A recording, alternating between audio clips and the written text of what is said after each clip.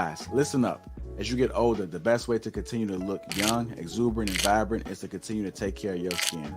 That's why I'm excited to have Teej Hanley as a sponsor of today's video.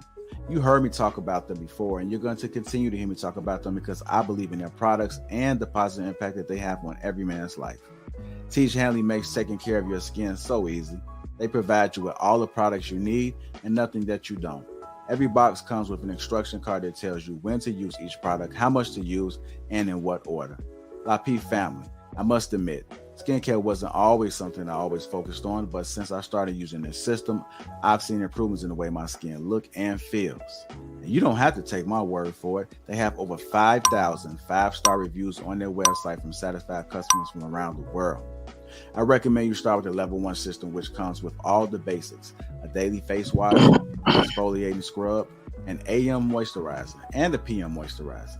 In addition to amazing skin, members of Teej Hanley get tons of benefits, including at least 20% off retail price, the ability to customize your box, pause or cancel at any time, and free US shipping. And because Teej Hanley is sponsoring today's video, they're offering my viewers a great deal. Just click that first link in the description and you'll get 30% off your first box plus the free gift. Seriously, that's an amazing deal. Even though it's too early, as I often say, it's never too late. Click that link and get started today. Oh yeah. Time for the Trigger Mike Show. How y'all doing?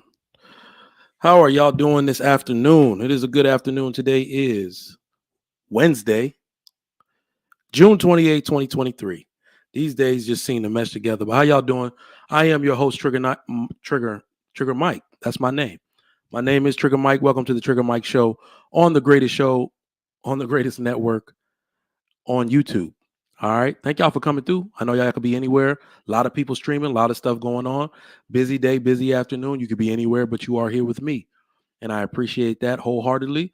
Shout out to the sponsor, Teej Hanley, 30% off along with a free gift. The link is down in the description, so please make sure you hit that so you can get that Teej pack. Uncomplicated skincare for men. Not that most men are not taking care of their skin, but you could always be doing a way better job than you are doing. So make sure you jump on that Teej pack. That would be advisable. All right. Make sure y'all hit that like button for the YouTube algorithm. Make sure you hit that so everybody knows that this is what you are watching to get you through your workday. Some of y'all are just cooling, lounging. Today might be your day off. If today is your day off, let me know in the chat and we can do it like that. I appreciate y'all coming through, vibing with your boy. We're just going to do it like that and get through it. All right. Salute to all our viewers nationwide and international. All my people in the UK right now eating dinner. What's up? Go ahead and stream this. What do you call it? Chromecast this to your TV. Let the family watch it. All right. I'll try not to be too vulgar if the kids are at the table, but I appreciate y'all coming through either way. All the international viewers and the people in the States, how y'all doing? If this is your favorite show, we are started. So thank y'all for coming through. I'm going to share this out. I was going to tell y'all, like, subscribe if you have not already. Okay. And share this out. Lapeef Network is on its way to 100,000 subscribers. We are growing at a really good rate now. Really good rate.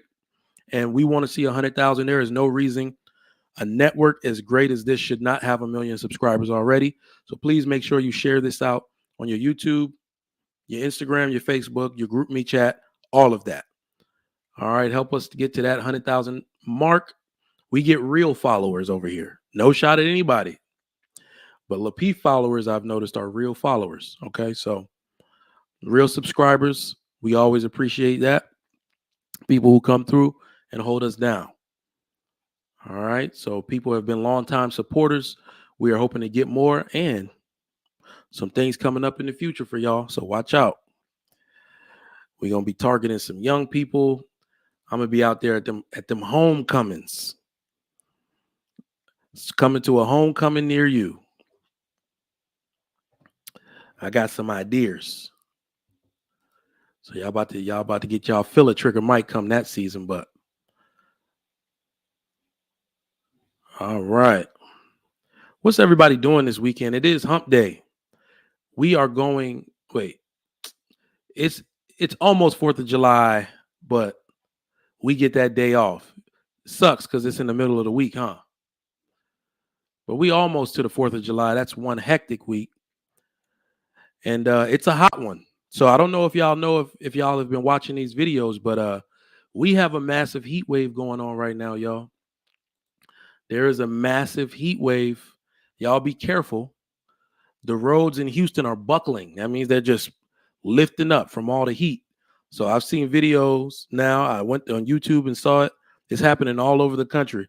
People driving on the highway and the road just buckles and lifts up and sends a car launching into the air. I said a prayer like, Lord, please make sure that don't happen to anybody. Please let them be safe. Can you just imagine cruising down I-10, I-45, listening to your music, maybe some old Big Pokey, you know, the homie just died and all that stuff.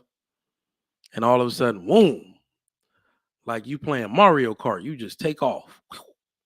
So y'all be careful out here in this heat. I read this morning that in one of the Texas counties, heat has been the reason for 9 fatalities. 9. So it's really hot out here, y'all. Please take shelter, be safe, don't spend too much time outside. I waited until 7:30 last night to take my kids to the park. Last time I tried to take them out at 6:30, it was still blazing. So be careful. Take your kids out in the evening. They were like, we want to ride the little ride-on toys, you know, the little Jeeps. I was like, okay. I took them out. That sun beamed down on me. I turned their ass right back around.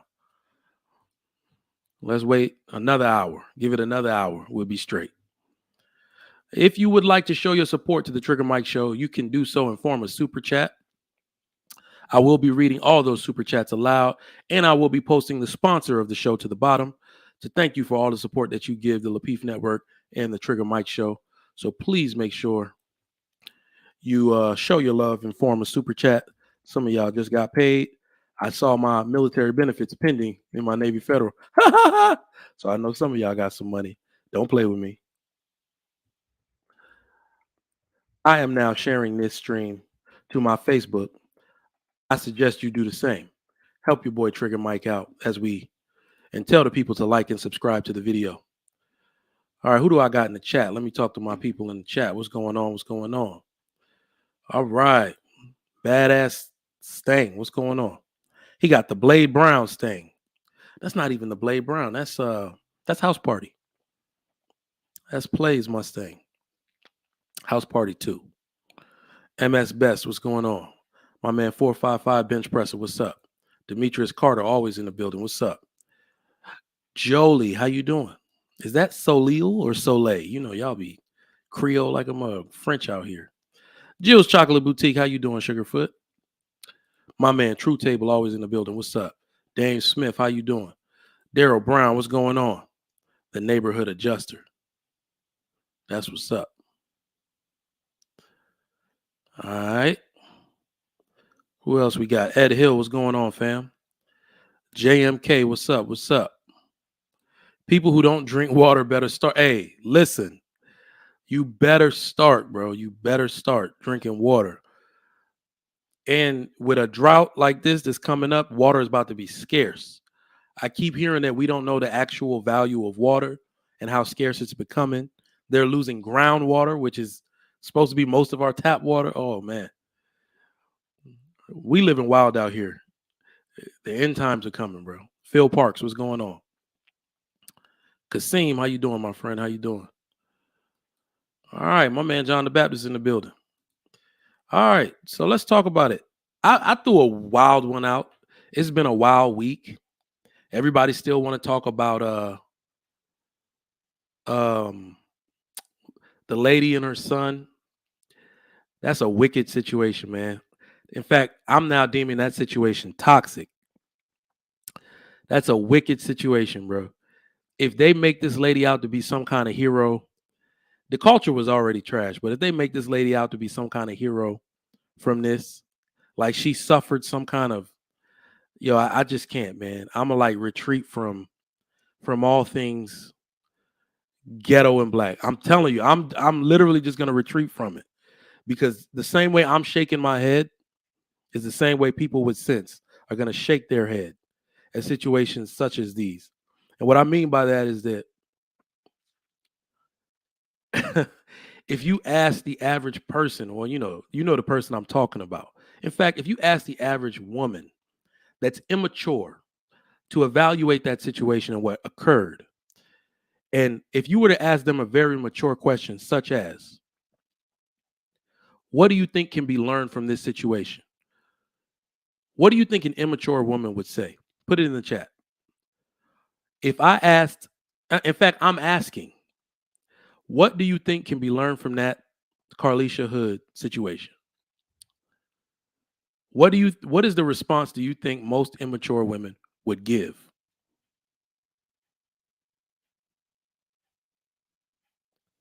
This is true. Wait a minute. You have the right to reserve your opinion till all the facts are revealed. That is actually true. That's kind of you explained it better than I did. That's kind of what I'm doing at this point. I was operating off a lot of I don't say false information, but the good part is that we have the audio from multiple angles. So I still do have an opinion on this. I do have an opinion, but well-formed opinion, maybe not yet. My man John the Baptist said, men gonna learn today. Yes. This is what I think an immature woman would say. Because rather than debate with people about what should have happened and who is wrong, I feel like mature people are all saying the same thing. Talked with a few of my neighbors, talked with a few people at the park yesterday. Told you they called me the mayor around here. Everybody just liked to speak to me. But it was because my house was literally the second house in like 100 and some in this section. So everybody met me first. So they just talked to me. And mature people, especially mature people with children, we all kind of have the same sentiment about this. Should not have occurred in the first place.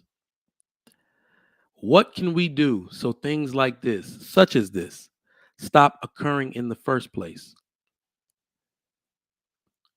Common decency, good interpersonal skills,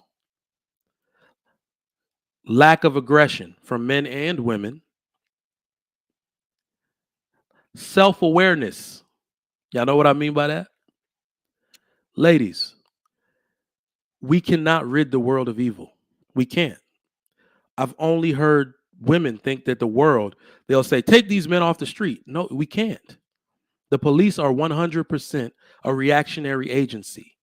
Something has to happen for them to show up. They can't just go around arresting people they think are bad. And if they ever did that, who do you think they would be arresting?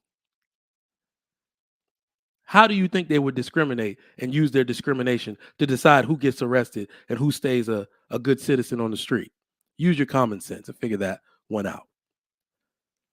So if the police and the people that are sworn to protect us can only react to the things that happen to us after they happen, isn't it on us? Chad, I'm asking a question. Isn't it on us as human beings, as individuals that have to interact in society? Isn't it on us to guide our behavior appropriately so we don't end up in situations like that? Now, I'm telling you, and this is what I've told my wife, this is what I'll tell my sisters-in-law if they ask, or my sisters. Only a man, I said it on a bunch of panels the other day, only a man or the police should be handling that man. I'm not here to make an excuse for men's behavior. Throughout history, there have been men that know how to control their emotions and men that don't. Women that know how to control their emotions and women that don't. And if you ever encounter a man like that, with that type of behavior, do not stick around and wait to see what happens. If you see your son standing there, knowing that he showed up to defend you, and you are a mother that loves your child, you need to be going right there. Do not engage. Another man, let another man take him out. Let the police take him out. We tired. I mean tired of seeing women get punched, knocked out, aggressed upon. But when you start arguing back and you don't know how to retreat, we it's not much to say for you. I can't really say much for you. That's why I'm kind of off that. And no civilization on earth do people widely accept women going toe to toe with men, verbally, physically. Once we see him bullying you, trust me, men will take over. Just leave the situation. Let him get all the charges. Let him be the one that looks stupid. But anyway, today's topic, I'm off that. Today's topic is about unrealistic expectations in relationships. You have seen this title 1,000 times on 1,000 different networks, but I'm taking a different angle today. I was actually reading some news. We are in a crisis. We're in a real crisis. And I mean like a real crisis, okay? So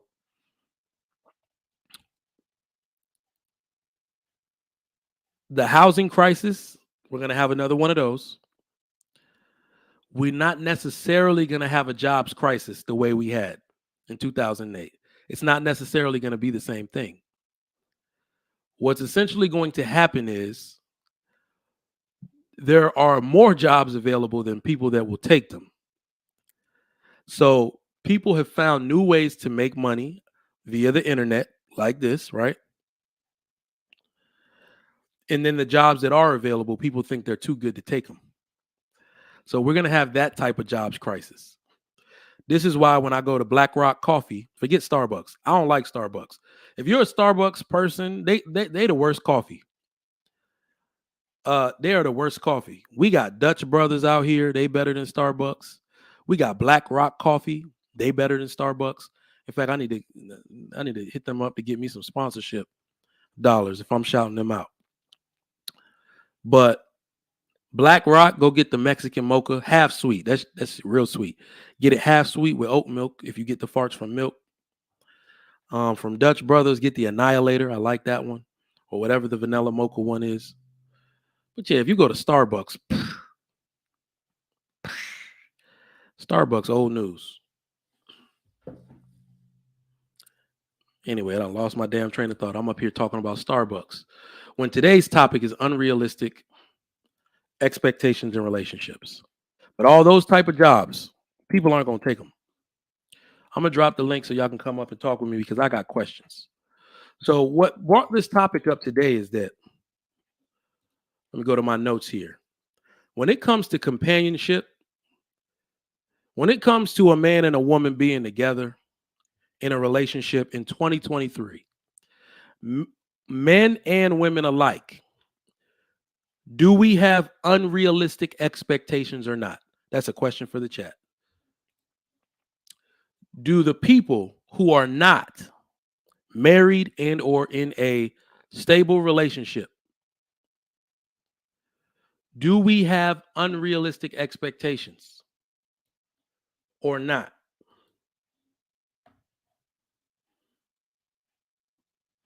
Yes or no? Is it all good? Are people rating each other appropriately, or do we have unrealistic expectations in relationships? Jolie says yes. Demetrius Carter says yes. Oh, I saw your question too. Do I have a favorite car? Do you mean daily driver or supercar? I got a lot of favorite cars. I am a car guy through and through. Right now, my favorite truck, and literally, I have to go ask my wife what I make her talk me out of going to buy the truck I want every single day. So I make her tell me why what else can we spend money on? I go ask her, what do we need to spend money on so I don't go buy this damn truck? The truck I want is $85,000. Pickup truck. I want a GMC Sierra Denali Ultimate. I'm one of them people. If I get the truck, I want the top of the line. That is like the most expensive truck they make right now. It's more expensive than the TRD Pro Tundra, the new one, more expensive. Well, the Raptor series is really expensive, but um, it's a top of the line truck. It's not performance rated, like the TRX. My boy got a TRX. But every day I have to stop myself from getting that truck because it's not really worth that. But car prices haven't gone back down to pre-COVID time. Yeah, my boy got that TRX. That thing is nasty. That thing, he's like, when you gonna get your truck, bro? I don't. Every time they do that, I'd be like, I will go buy that shit tomorrow. Please don't tempt me. But right now, that's my daily driver of choice. That's what I'm looking at. That man said the Maybach Vision 6. Is that the one that drives by itself with the steering wheel that's like a toy controller? My man said GMC trucks are trash. Hey man, you got to see that Ultimate though. But what are we talking about? I see you in the back, John the Baptist. Let me just get through this. Let me just talk about unexpected expectations in relationships so we can keep this on topic. All right, people do have unrealistic expectations in relationships. And while I was looking at certain types of news, I realized that people's expectations do not line up with what happens in the economy, nor does it line up with what has traditionally happened in history. And don't get me wrong, men and women alike, you can have a standard. You can absolutely have your own standard for what you want and expect in a relationship. But as I've previously said, no one has to rise to meet your standard. Your standard is just your standard. You are allowed to think and desire whatever you want. Does not mean you're going to get it, though. And the worst part is that maybe I'm even guilty of this too. We shame people for not providing us our standards, but it's what we think we deserve.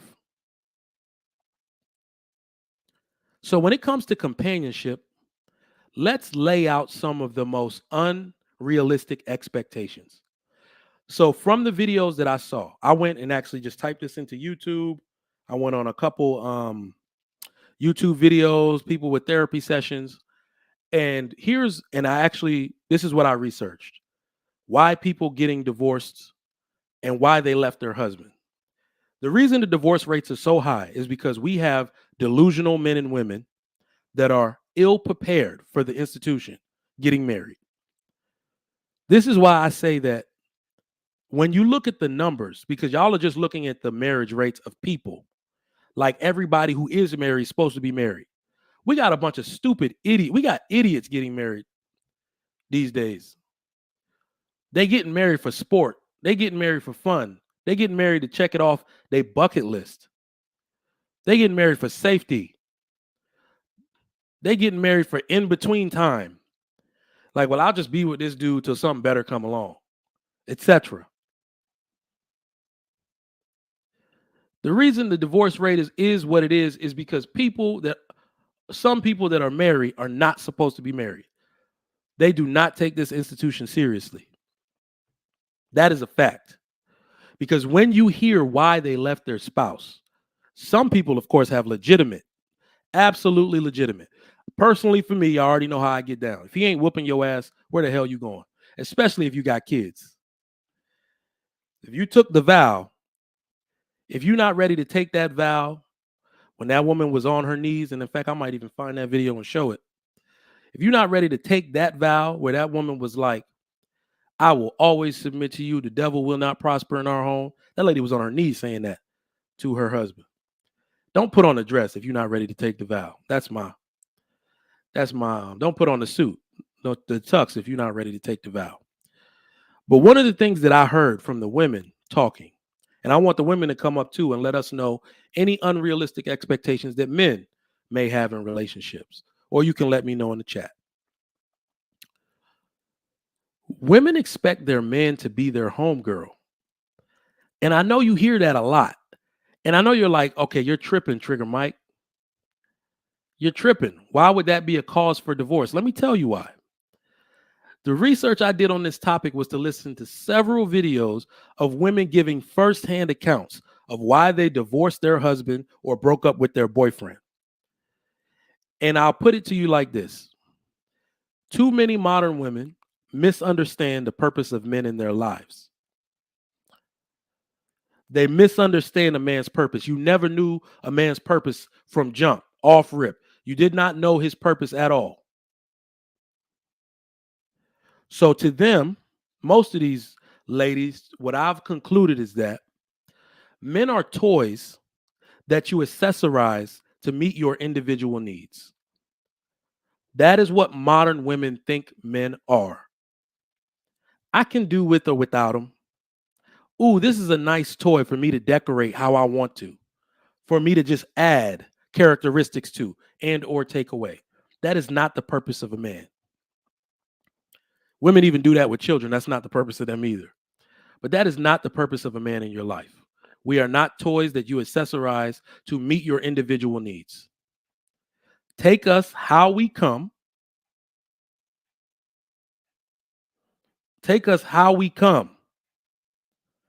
As long as he is willing to be monogamous, well-meaning, forthright,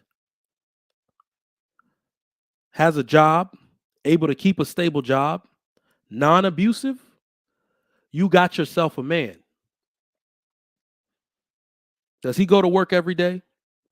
Does he speak to his peers and his elders with respect? Then you got yourself a man, ladies. It's that simple. Stop trying to accessorize him. Now, how did I come to this conclusion? One lady claimed that she left her husband because he wasn't a good communicator. Now, don't get me wrong. Communication is absolutely key in marriage. Put a 1 in the chat if you agree. But here's my issue with that, y'all. Just let people keep talking. Let people keep talking. She claimed she left her husband because he wasn't a good communicator. Communication is key. But let people keep talking, because this is what I want y'all to understand. When we talk on YouTube, especially to men and women that are young, they might be a little delusional. They might be out of practice. They haven't learned. They haven't been honed and sharpened into the sharpest tool they can be. You always got to ask deeper questions when they say things. So this lady said, I left him because he wasn't a good communicator. What I implore everybody in this chat to do, every time somebody gives a vague response like that, ask them simply, what do you mean by that? Like I said in the beginning, women expect their man to be their homegirl.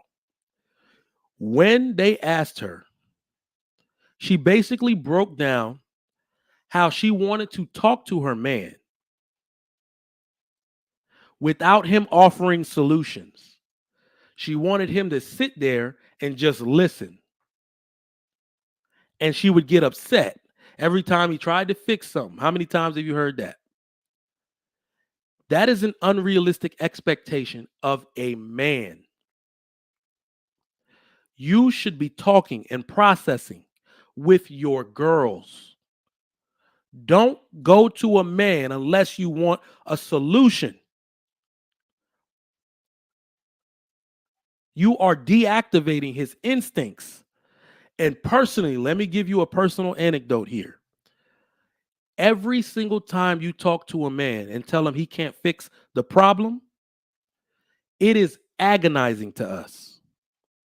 If you've ever been in agony, let me know. Put a 1 in the chat, because a woman is just communicating foolishness. Now, here's the funny part about it.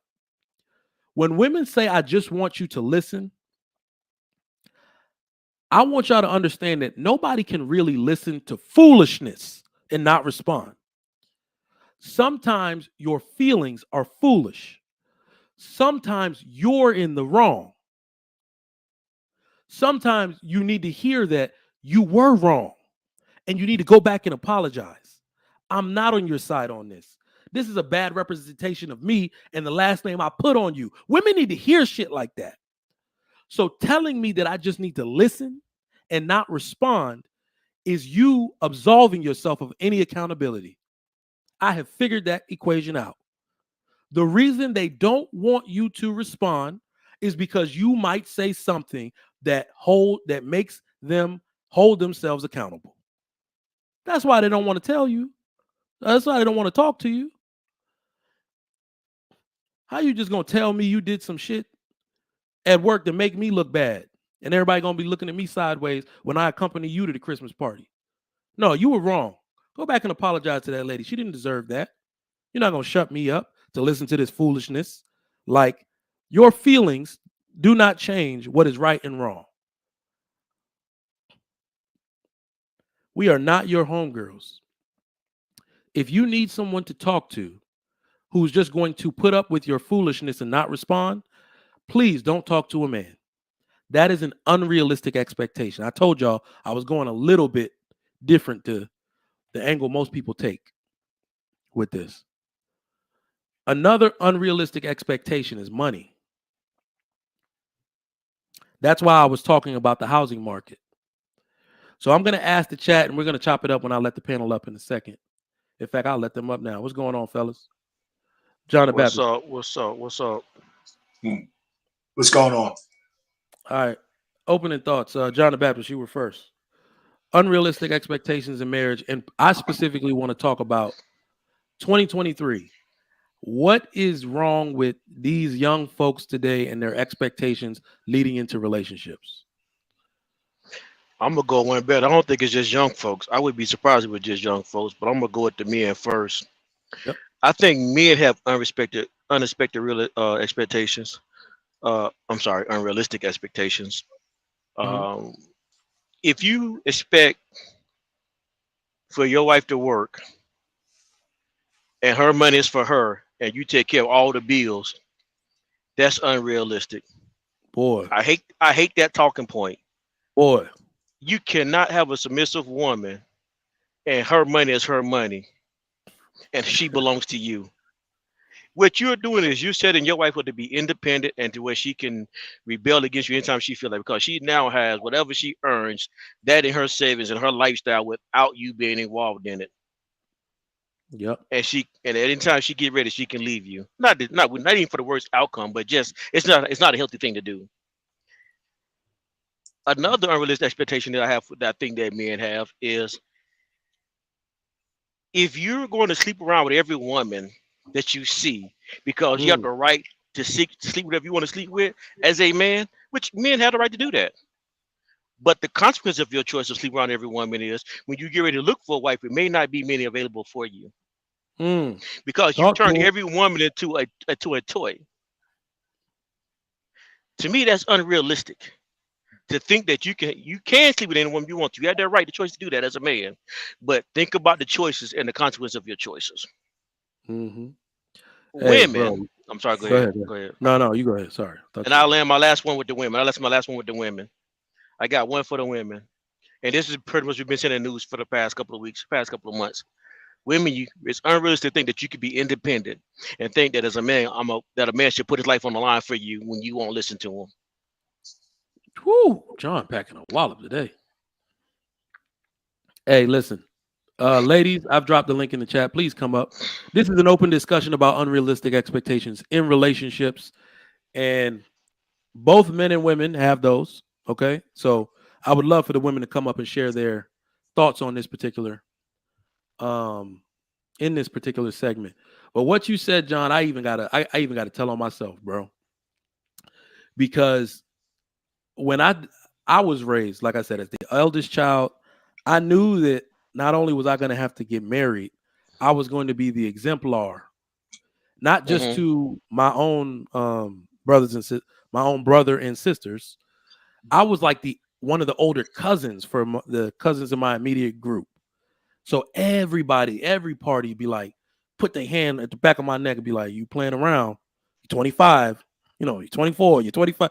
So I was like, "Damn." And it took somebody to really, I had to accept correction on that. They're like, "Listen, man, you can't be doing that type of lifestyle, that bachelor lifestyle. Not only should you not expect enough wives to be out here for you, the more realistically, the more you engage in that behavior with women, and I mean multiple, there are some dudes that do it for sport, got hundreds of bodies type stuff. You Yes, won't respect women after that. you Nope. won't. The same way a thief thinks everybody else steals, so they can too. A man who sleeps around that much thinks every woman is a hoe. So you won't Yep. trust women. You won't trust a woman not to cheat on you. You won't trust women to do anything. So you basically screwed your own mind up by having that much freedom. I mean, of course, that's a very low percentage of men, but still, even the men that want to partake in that is high in number, and would take the opportunity if they get better resources and they get the ability to do that. So I just want to put that out there to the dudes. At some point, you got to stop, right? So for me, I was a serial monogamist. I always had to have the girl that I wanted. So, I know the ability to be out here like that.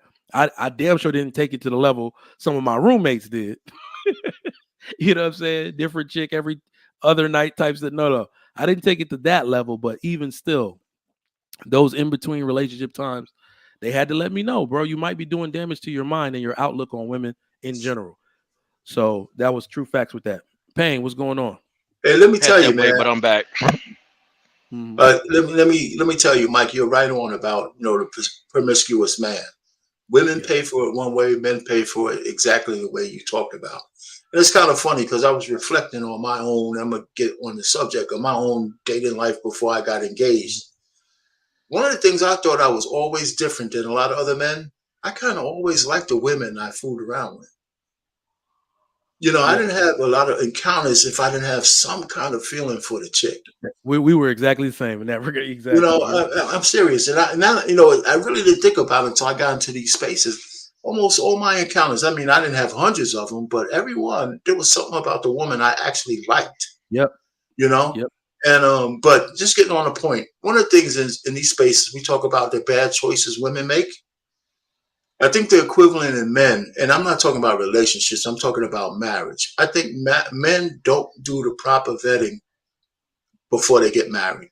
They go into these marriages with idealistic expectations and are not understanding that every woman, I don't care how great she is, she looks at you based on what you could provide and what it's in there.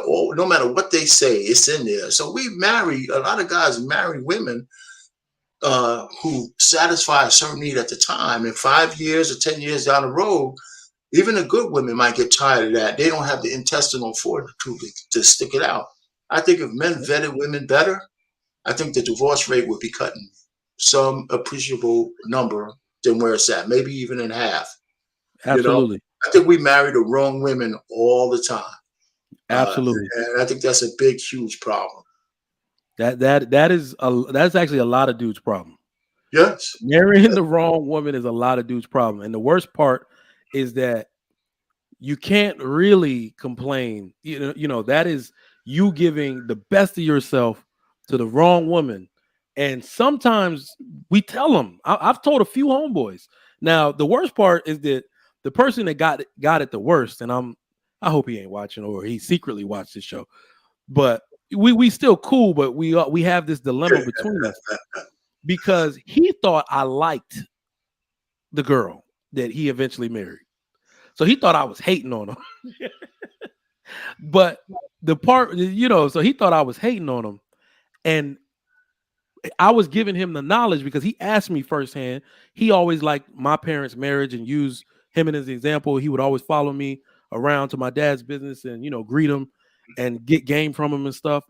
And he was like, man, Shorty's so bad, this, that, and the third. And I said, you are looking at the same thing I was looking at when we first saw her. Her body, you're looking at her body. Now, the girl is extremely smart. But this lady is what we call a professional student.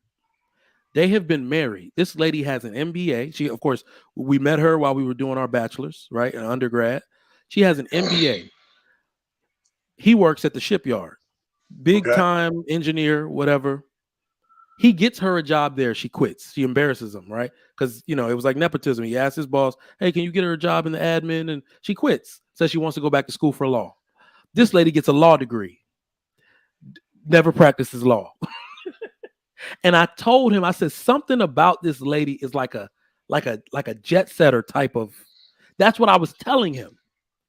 I didn't even know I was going to be right. I said, when I see wife that's dutiful and takes care of stuff for you so you don't have to stress, and takes care of her business, takes care of the kid, all that type of stuff, it's not her. I said that to him.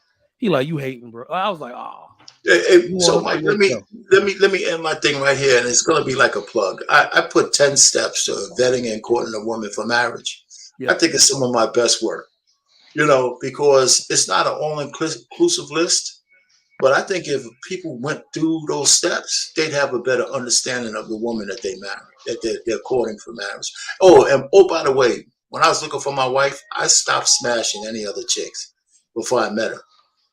I had to clear my head so if I wasn't going to look at this woman as somebody could get into some meaningful relationship with to Yep. a marriage, I didn't even fool with it, not even the Yep. smash. So that's what I did. So interesting that you say that. So even that particular scenario, this is why men lie. It's funny. When I decided that we had already been together, but when we were getting back together, I said, I'm gonna do it right this time, right? I'm going to commit myself. We're gonna get back into a relationship. Shoot, she moved to Houston for that. Right. So at first she was trying to make sure like it was casual, not to put too much on me, because she can make her own money. She's a licensed clinician. She can work anywhere. She could be here for 3 months and go move back to where she was. Right. But I said, let me be serious about this. I made the intentional decision to literally break off every dating situation I had going on. Those women got upset. That's why I say you lie to women. She was there the whole time. You had a girlfriend the whole time. I was like, no. I didn't. I'm literally telling you I didn't. But that's a funny story. What's going on, triple black? What's going on, man? You know what? We've actually seen, every one of us has seen the process of picking the right one. I mean, not every one of us, but the ones that have been married, we've seen that process. But the problem is, I think there's just too much media now. You guys ever heard of a thing called, was it NLP? Was it neuro-linguistic programming? To where if you see like certain things enough, you start to automatically get with thoughts, right? You know what I'm saying? It's like I think now with especially the younger modern day women, right? When they're almost repulsed to the guy that's like marriage minded, if you know what I mean. Like, Yep. because there's going to be certain requirements that you're going to actually put on them, which means, and they're almost they're actually programmed to think that is either controlling or abusive, and literally the only time like the marriage will work is people have to be on some type of program, either with each other or you're following someone's program. It does not work. You can't have two CEOs. It does not work. I don't know why, but for some reason, I don't know if it's just modern day feminism has programmed them to think that any type of yield of any power or any type of I guess they should remain resistant on certain things, and it never works. It just never works, because the thing about it is they can go to work every day, right, and have multiple people that have authority or control over them, and they operate fine. They can be in that environment for 25 years. But the moment a man tries to put any type of constraint on them of any kind, that is actually deemed abusive or controlling or something negative. And I think that's one of the biggest problems that men are running into. That is facts. That is facts. Oh man, that was facts. We're gonna talk about it with these questions coming up.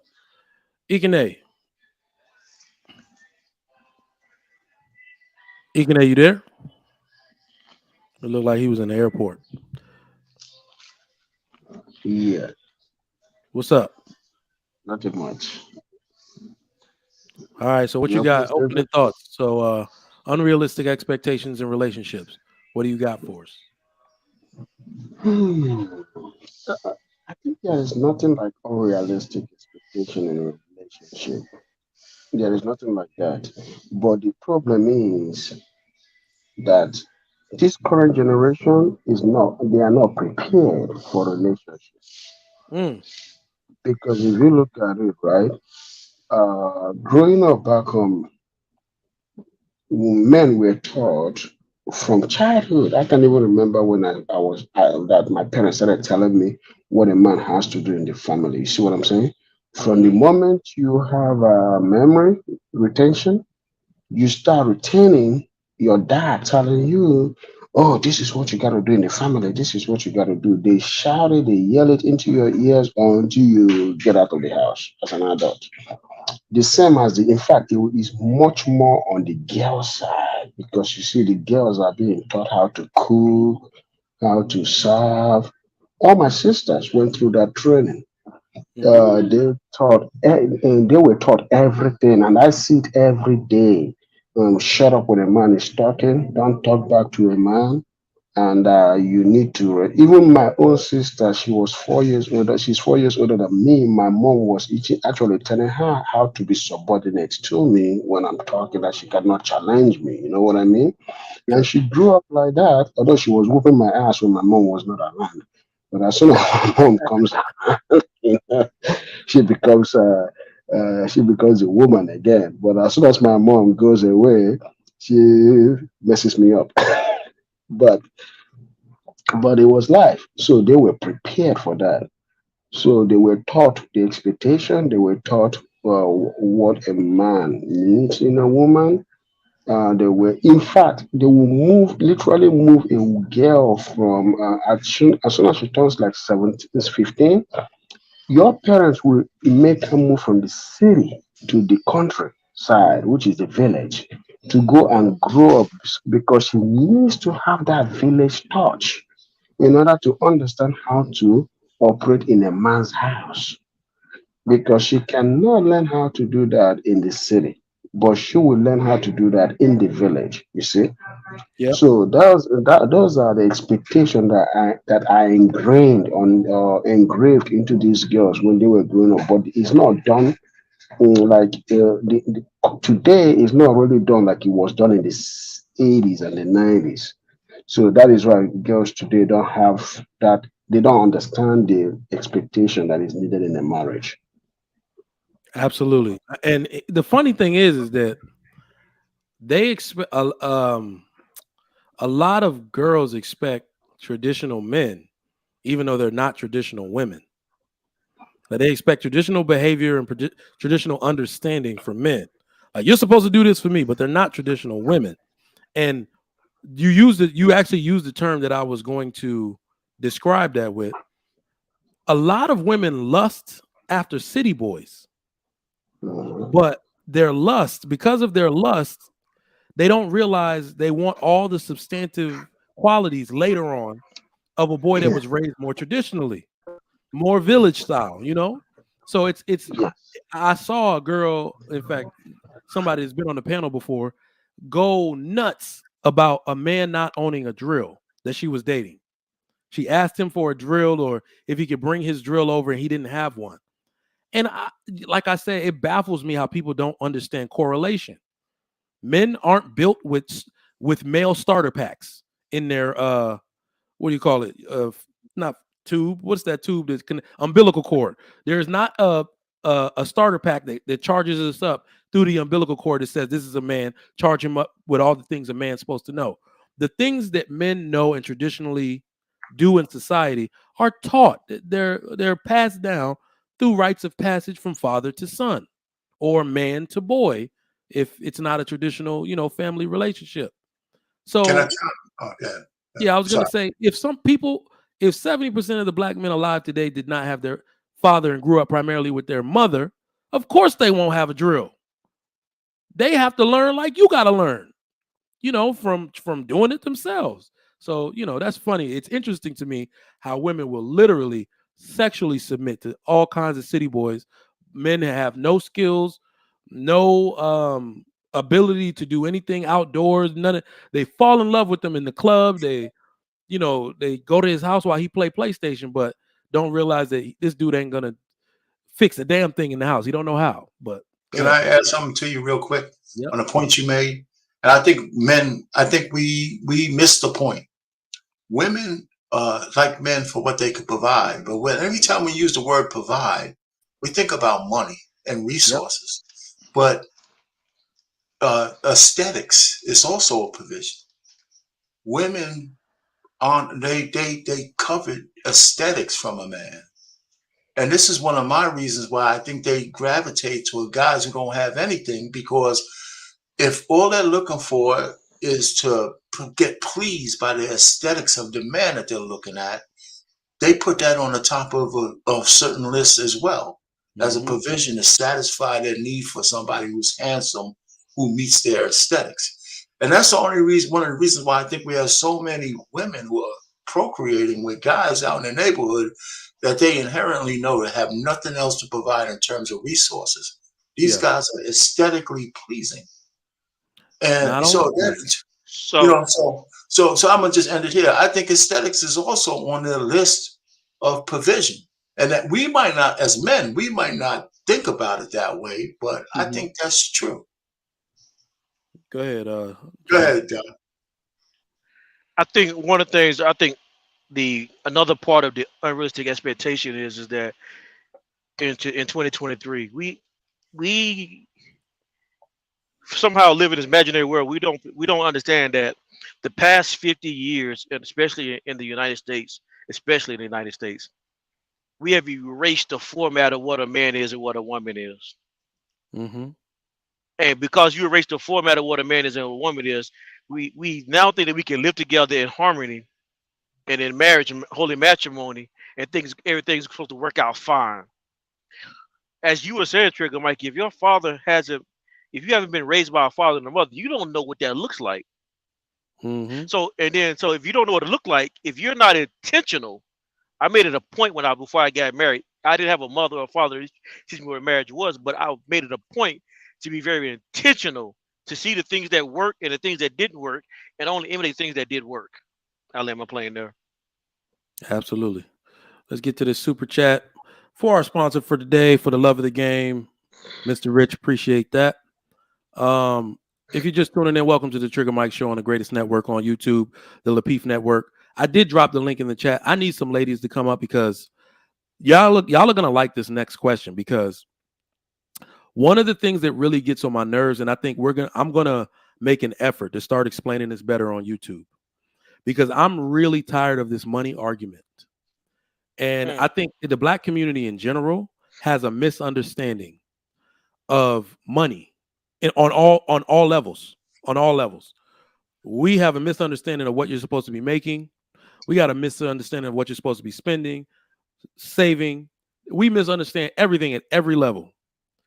And the one thing that I hear most often that I realize is completely untrue, and it's really messing men and women up in the game, is that you got to have a certain blank. I'm not even going to put a number before you start dating or thinking about a family. And I know a lot of people disagree with that. And I know what's ideal for a man, especially. But traditionally, we are incorrect, because historically, you're incorrect. Because if you're going to complain about what's available to you in the dating pool at 35, you're going to have to realize that everybody that has a good companion got them in their 20s. And I know Yes. that the dating or whatever it says 29.7 or years of age is the average age of first marriage, but those people didn't meet at 29.7. He likely met her at 24 or 25. He proposed at 27, then they got married at 29. So these people are still meeting, still courting, still dating in their 20s. The people that you see that are married and can do it successfully, they do everything in their 20s. Y'all all, not me, not John the Baptist, not Payne. Y'all, the chat and everybody in the ether that complains about dating after 30, why don't y'all sit back and realize that the reason there's you having such trouble is because all the good people were taken already in their 20s, men and women alike. But we could chop it up. So I do have a question just to kind of level set on this with y'all because this needs to be talked about. And this is why I want the ladies to come up. I'm going to drop the link again. What? Oh, it's supposed to be amount. What amount of money should a man be expected to make in his 20s? Anybody can go. Well, I'll go first real quick. One of the things I say for a man who's intentionally looking for a woman or a mate, I think that he doesn't have to be a finished product. And I'm going to get to the numbers. You just have to be stable. Whatever price it takes for you to have a stable household to take care of all the bills that you have. And you know it's going to be consistent for the next year or 2 years, depending on the economy and the kind of job you have. I think that's enough, along with a plan for advancement, whatever that plan might be. So if you're looking for a woman to add into your life, she also has to be a woman that fits into your plan. So that's where the vetting comes in. If she's going to be antithetical to your plan, you can't go with this kind of woman. But you just need to be stable and on an advanced scale to move up.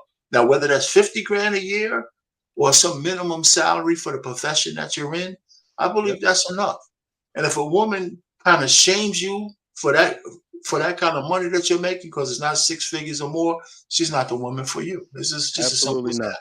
And what I'm gonna just say this to this point.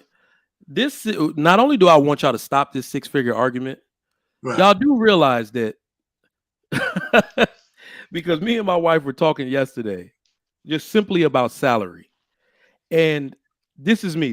I honestly got to remind her. When I look at what I make, job, business, and all side stuff aside, I said, stop talking. I said, this is how people who are blessed get unblessed. Because we are such, go get her type people, gotta get the money. I said, you're talking like we don't make multiple. Look at what the average person makes, right? So when you're talking and looking at it, we've always been realistic about the timeline in which we were supposed to make this money. It takes time to become astute, to become well-read, to become well-versed and competent in anything. Y'all expect all dudes to be Mark Zuckerberg.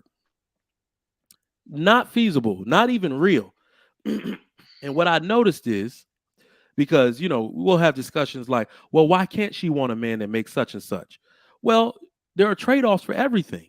If you want a man in your social age group and you're 30 to make 6 figures, good luck. Good luck finding them. If you're willing to go marry a man that's 45, you will have a way better chance. A way better chance. But John, what do you got? So I want to make sure I think you cleared it up by your statement. So it's still expectation. It's the expectation of what a woman's looking for, how much a man should make in his 20s. Yes. Okay.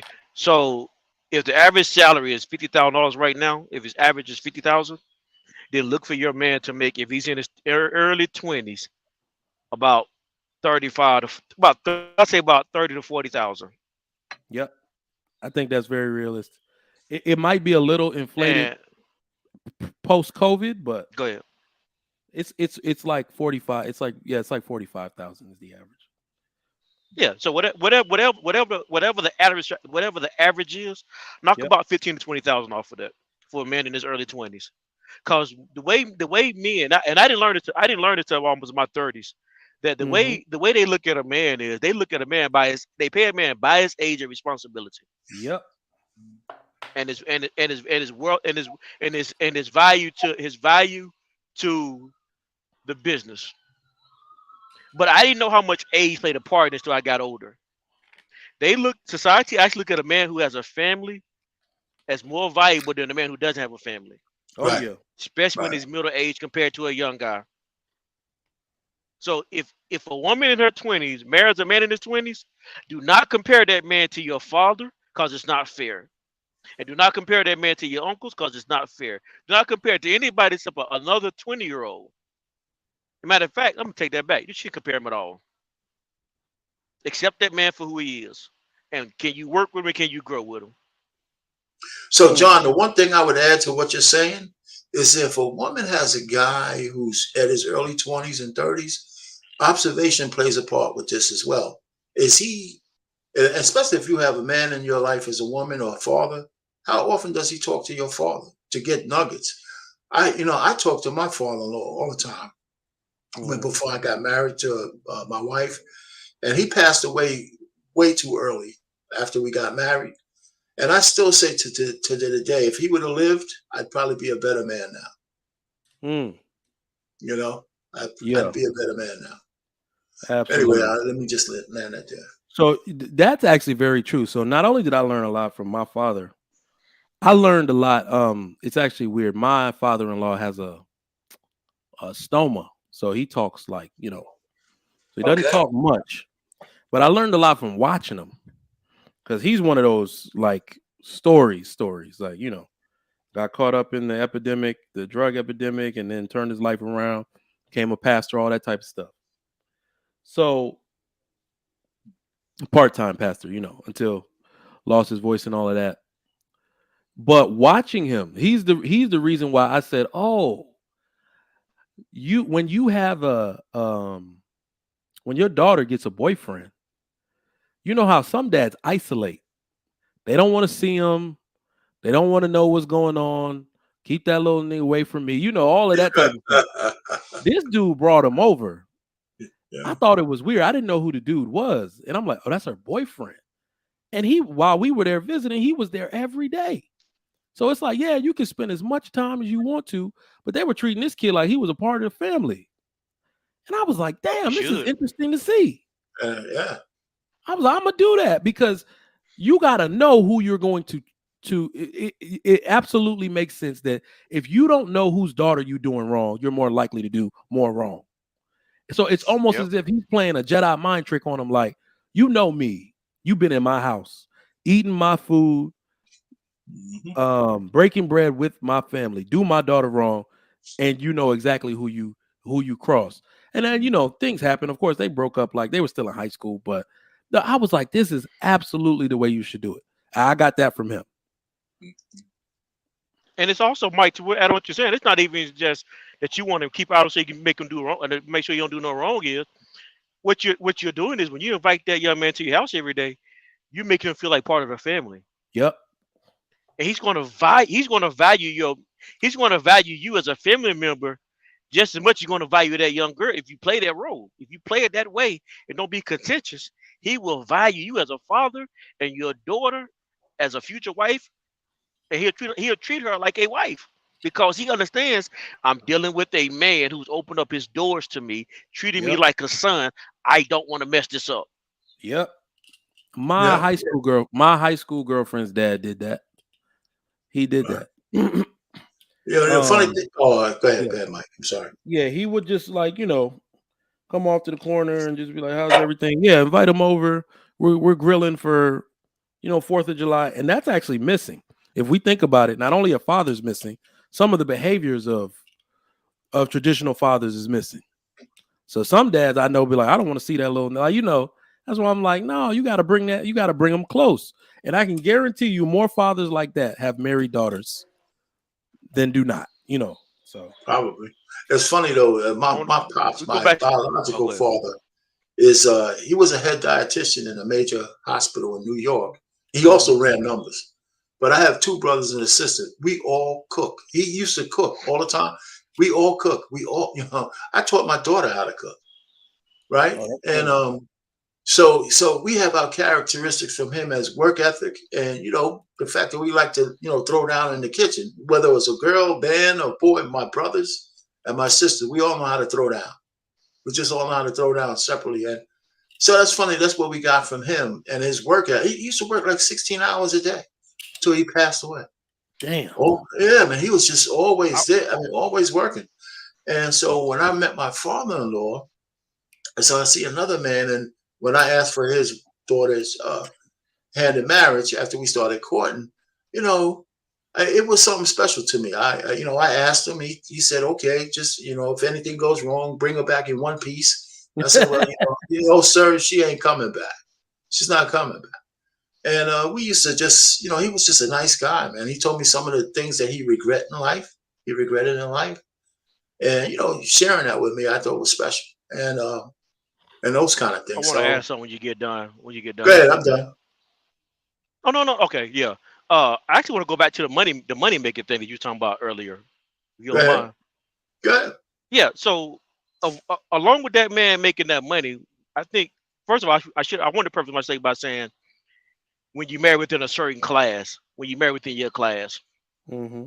we know that if you're from an elite class, that dollar value that we just put on that changes a lot. But if we talking about when you first start out, like how most of us in America start out, you're normally broke. So Yep. besides the money thing, I think another thing that women should look for is when you get married to this man, or while you think about getting married to this man, even if he wasn't raised by a father, watch what he tries to fix. Even if he fails at fixing it, Mm. watch what he tries to fix. Even if he makes an attempt to try to fix it, if everything go broke and if everything in the house breaks, if he tries to fix it before he calls somebody else to pay it to fix it, watch him, because if he attempts to fix it, that shows his ability to get out there and learn and to want to make a home for the spouse and the family. A man who hasn't been taught wants to be that man, and so he will. Hey, something going wrong with the sink? I'm gonna fix that. So going with the plumbing in the bathrooms? I'm gonna fix that. So wrong with the toilet? I'm Yep. gonna fix that. Something going with to go with. I mean, we're going to fix it because we understand that this is part of me learning to be a man. If you get married to a man who makes $20,000 a year, but he's not showing initiative to want to fix stuff, Mm. not that he got to do it right, not that he has to do it right, but has the initiative to want to learn. Because when he messes up that plumbing in that wall, he's gonna go and like, oh God, he's gonna go ask another man, how do I fix this problem? Yep. Now, you just actually gave some very important game, and well, men instinctively know that this is what they're supposed to be doing. But right now, I think we have a lot of boys, a lot of grown adult males. I don't want to call them men, that they got those instincts deactivated from them, i.e., from their Yes. mothers or another woman. I have heard countless women tell dudes, "Stop trying to fix that before you break something.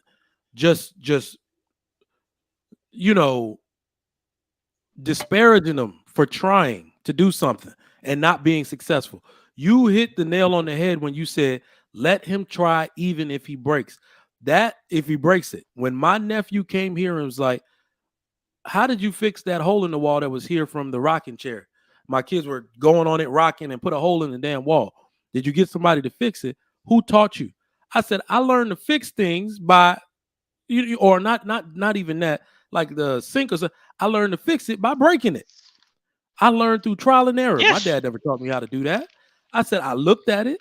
This is what a man's mind is supposed to do. We are the engineering minds of the world, i.e., the reason why you have tall buildings, roads, or whatever. We're going to reverse engineer everything and be like, well, I wasn't supposed to unloose that lug now. Now the house flooded. We know not. We know, Yeah. I we can remember. learn by trial and I error. can remember when I can remember when I was 13. My mom had a flat tire. She didn't know what to do. I went out there. She trying to find somebody to come change the tire. She out there on the phone making phone calls. I go outside. I looked in the back of the trunk. I took the jack out, the jack stand, got a couple of bricks to put up under the car. I changed the tire. Hey, 13 years look, old, never look. been taught. And John. I was my so mom came. I was curious. impressed. John, I was so curious because my dad, I watched my dad do it when I was younger. So I wasn't Yes. even of age yet. Do you know I took the jack out of the car when I found where it was, taking the groceries out for my mom once. And I went back outside. She was like, "That's all?" I was like, "Yeah, that's all." But I went out there, took the jack. Do you know I was amazed because I was like, "Where do you even put this thing?" And I saw the little that little indentation. Was like, Yeah. "Ah, Yeah. Yeah. got it." So I'm sitting there like, so look, my mom comes outside maybe 20 minutes later. I got her car jacked up on one side. She's like, "What are you doing? What are you doing?" I Wow. was like, "I'm just learning. I'm just You, learning. Yes. you, Let you boys know, do it's, this trial and error thing." I have a question to ask. Uh, any of y'all from New York? Originally, Okay. Were you raised there? nah. Now, the reason why I ask is because what I found more recently is that some of the attributes that you're saying apply to where you were raised. Mm, Um, because Ooh, that's a good one. You're right. cars weren't as prevalent in New York, for example. Yep. So learning those things wasn't always, and houses weren't as prevalent. So learning how to fix things in and around the house, I found that although it's something I, as an adult man, am interested in and sometimes very successful at, some of the attributes that I didn't get as a child, being raised around and not having to do it, so to speak. Uh, Mhm. there were a lot of other men from down south specifically is where I learned it, who were a lot more advanced in those areas than I was. You're right. So and it almost made me, without me examining it, made me feel like, wow, I don't know how to do that. And then I realized that I know how to do a lot of other things that they don't know how to do. I know how to process things that they don't know how to process a lot quicker than they knew how to process. So I wound up being able to understand the differences that environment can cause, Right. and where you were raised and how you were raised. That's a good point, man. It's a good point. That no. For example, So you know how to deal in crowds better than a person from the rural South. absolutely. I mean, if you're in New York, man, you know, if you're just coming up there from somewhere where you see like one person per thousand in the area, to the hustle and bustle, it causes you to think a little different. Hmm. So, Right. yeah, I want but to And I'm the with answer you. I that. didn't learn traffic. how to drive until I was out of college because I didn't need a So car. let I me didn't need Right. a answer. car. Let me say something to that. So the driving thing, they got to get a hold on that in New York. Listen, because me and my wife, she's from New York. She's from Queens. Um, her mother still doesn't know how to drive, and her mother's My going to, mother still doesn't know how at to some drive. point this year, next year, she's going to be living with us. We're going to have to get a bigger house, all of that. And I said, this has got to stop. There cannot be cars on the street. And my aunt, that's where, most Nigerians, that we all filter through New York. That's where everybody came from. So some of my family is still in the States. That's where most of them live. Of course, the kids have branched out to where I'm at, Atlanta, all of that, but all the parents are still there. And my aunt, we gave her a van. She was going to learn how to drive. She crashed it and said, I'm never driving again. So I was like, how many generations of people, non-driving people, is New York going to produce? I don't care if it has the most elaborate transit system in the world. If there are cars on the road, you need to learn how to drive them. That's just my opinion. Right. And let me Because let it's me let me share handicapping. my opinion. Yeah. It depends on how you look at it. Of course, I do agree to a certain Y'all ain't extent. making it out the zombie apocalypse alive. You can't. I mean, actually, we probably will make it out more efficiently than you might, because if you're relying on a car, we know how to get around without a car. And if No, that car, if that the public zombie transit done. but if the no, I'm saying, but you got to get to it. You got to walk to it. If that public transportation and traffic is, and you relying on gas, we've had pandemics that have caused disasters because people didn't know how to do things without their car. So it goes both ways. You've Mhm. had people waiting and fighting and killing over gas when gas wasn't available because they didn't know anything else and know what to do without it. Whereas a New Yorker was able to go ahead, get some gas from somewhere else, bring it to you, make a hustle out of it, and now they hustle selling gas on the corner before you even made it to the gas station. Yeah, but that's only in the city, though. That's I only mean, in the city. I'm, of course, it's not really something that we can measure, but Mhm. the point being is that there are attributes in both, on both sides. And you want to There take are a chance at attributes. the comment there, Sean? The question for the day. In fact, before you do that, let me answer this question. So I think this is an important question. I get this on a lot of panels a lot. So when we talk about what the boys, I guess this is directed to what we should be teaching the boys so they have a better chance of making more money. I want to let you know that not only it doesn't matter if we promote STEM. I told y'all you have to fix certain things first.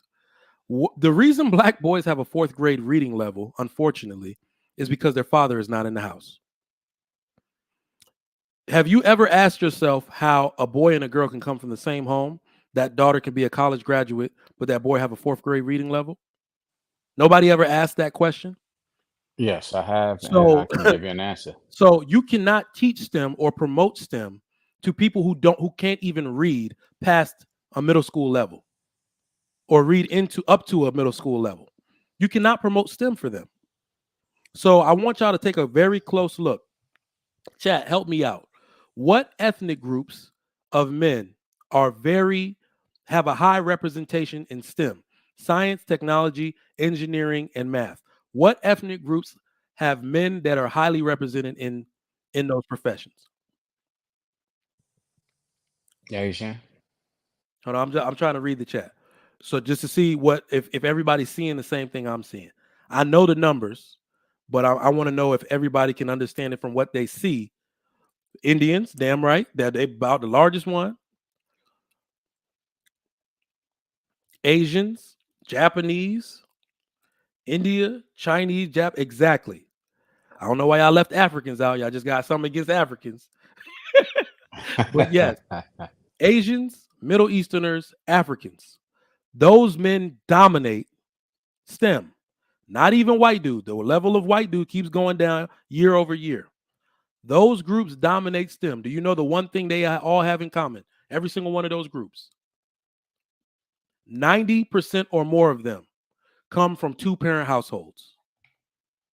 Their divorce rate in their ranks are so low that it gives every chance, every male that comes out of one of those homes, the opportunity, the discipline to take on the hardest careers society has to offer, which are STEM careers.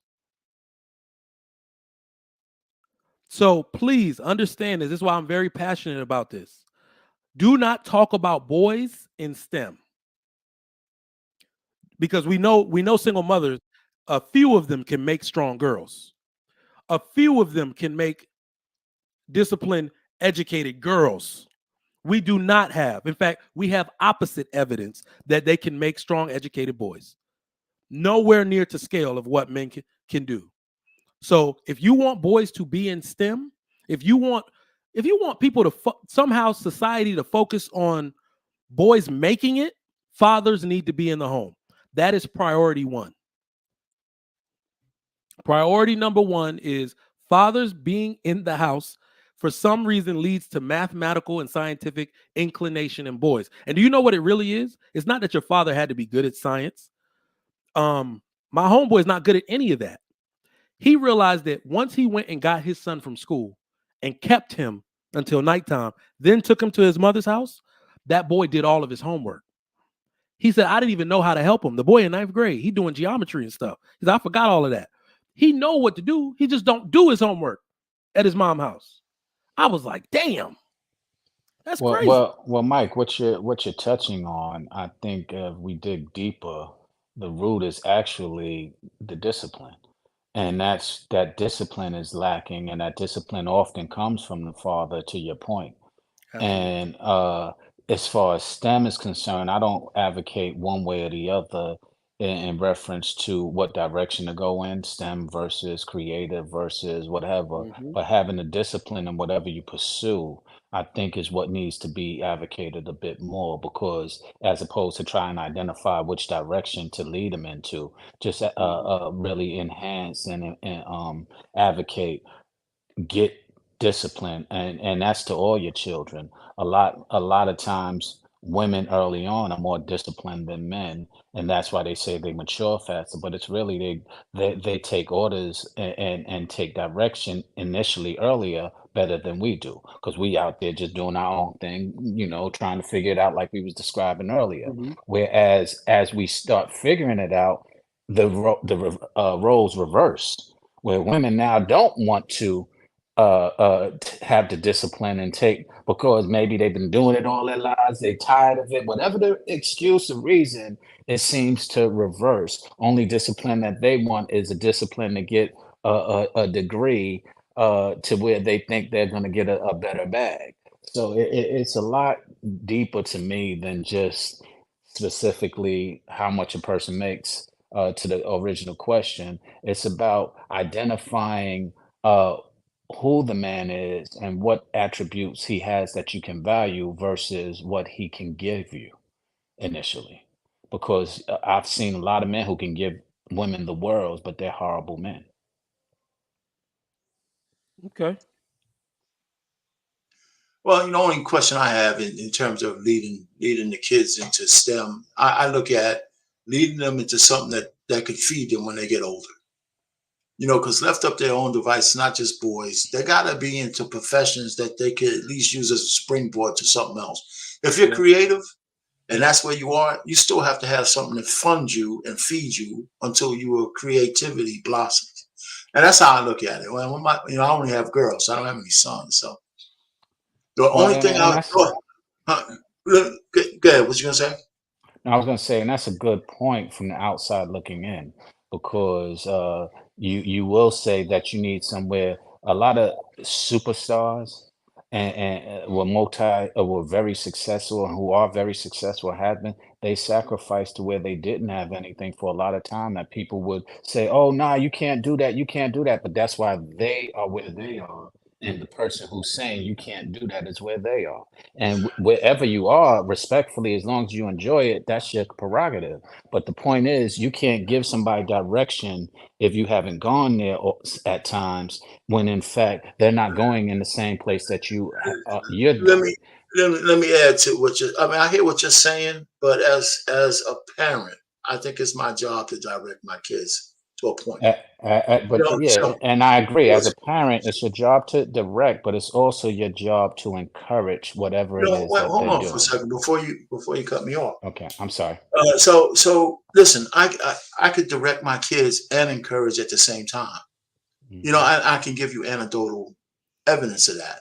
Like Hmm. for my, and I'm not going to make it a long story. The two things I wanted for my girls was that they can read proficiently as soon as they could, and they weren't afraid of math.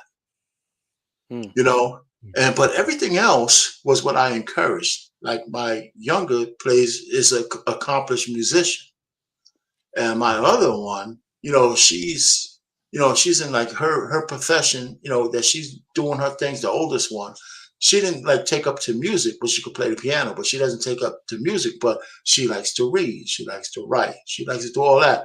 And so I could get them to the point, and where they go from there, now that they're adults, is really up to them. I just want them to have the basics that they could feed themselves, and they can do that. And everything else, like my youngest is still 20, 23, 24, and she has a job, a profession, full ride to college, all that kind of stuff. And she still likes to play music.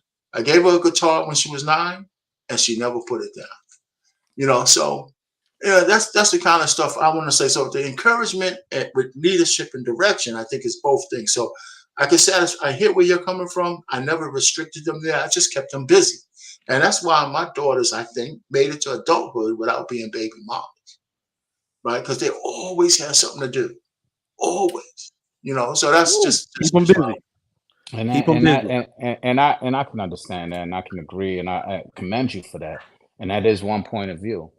Um, I also have a daughter who just turned 29 yesterday, the day before, and she as well is not a baby mother. And there were different attributes. It wasn't about keeping her busy. I kept her uh, aware, and yeah, there were certain things that attributed. We had different parenting styles. My mother and I, we weren't together, and but that gave her balance to be able to I feel like I shared this with my daughter before. I'm the one who instills her confidence. And I that's got you. really all it's about. In any of our children, really instilling encouraging and giving them confidence is what we're here for.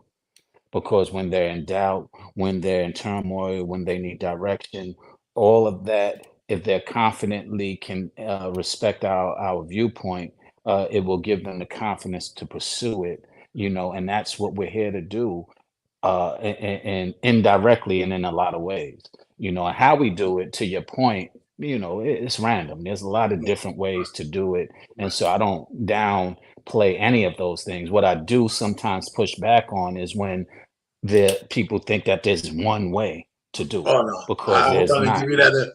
I hope I didn't Right. give you that impression. No, no, no, no, no. I'm not speaking to you at all. Yeah. I'm just All right. saying in general, we find that in our society that when you have one way, it's kind of like education versus knowledge.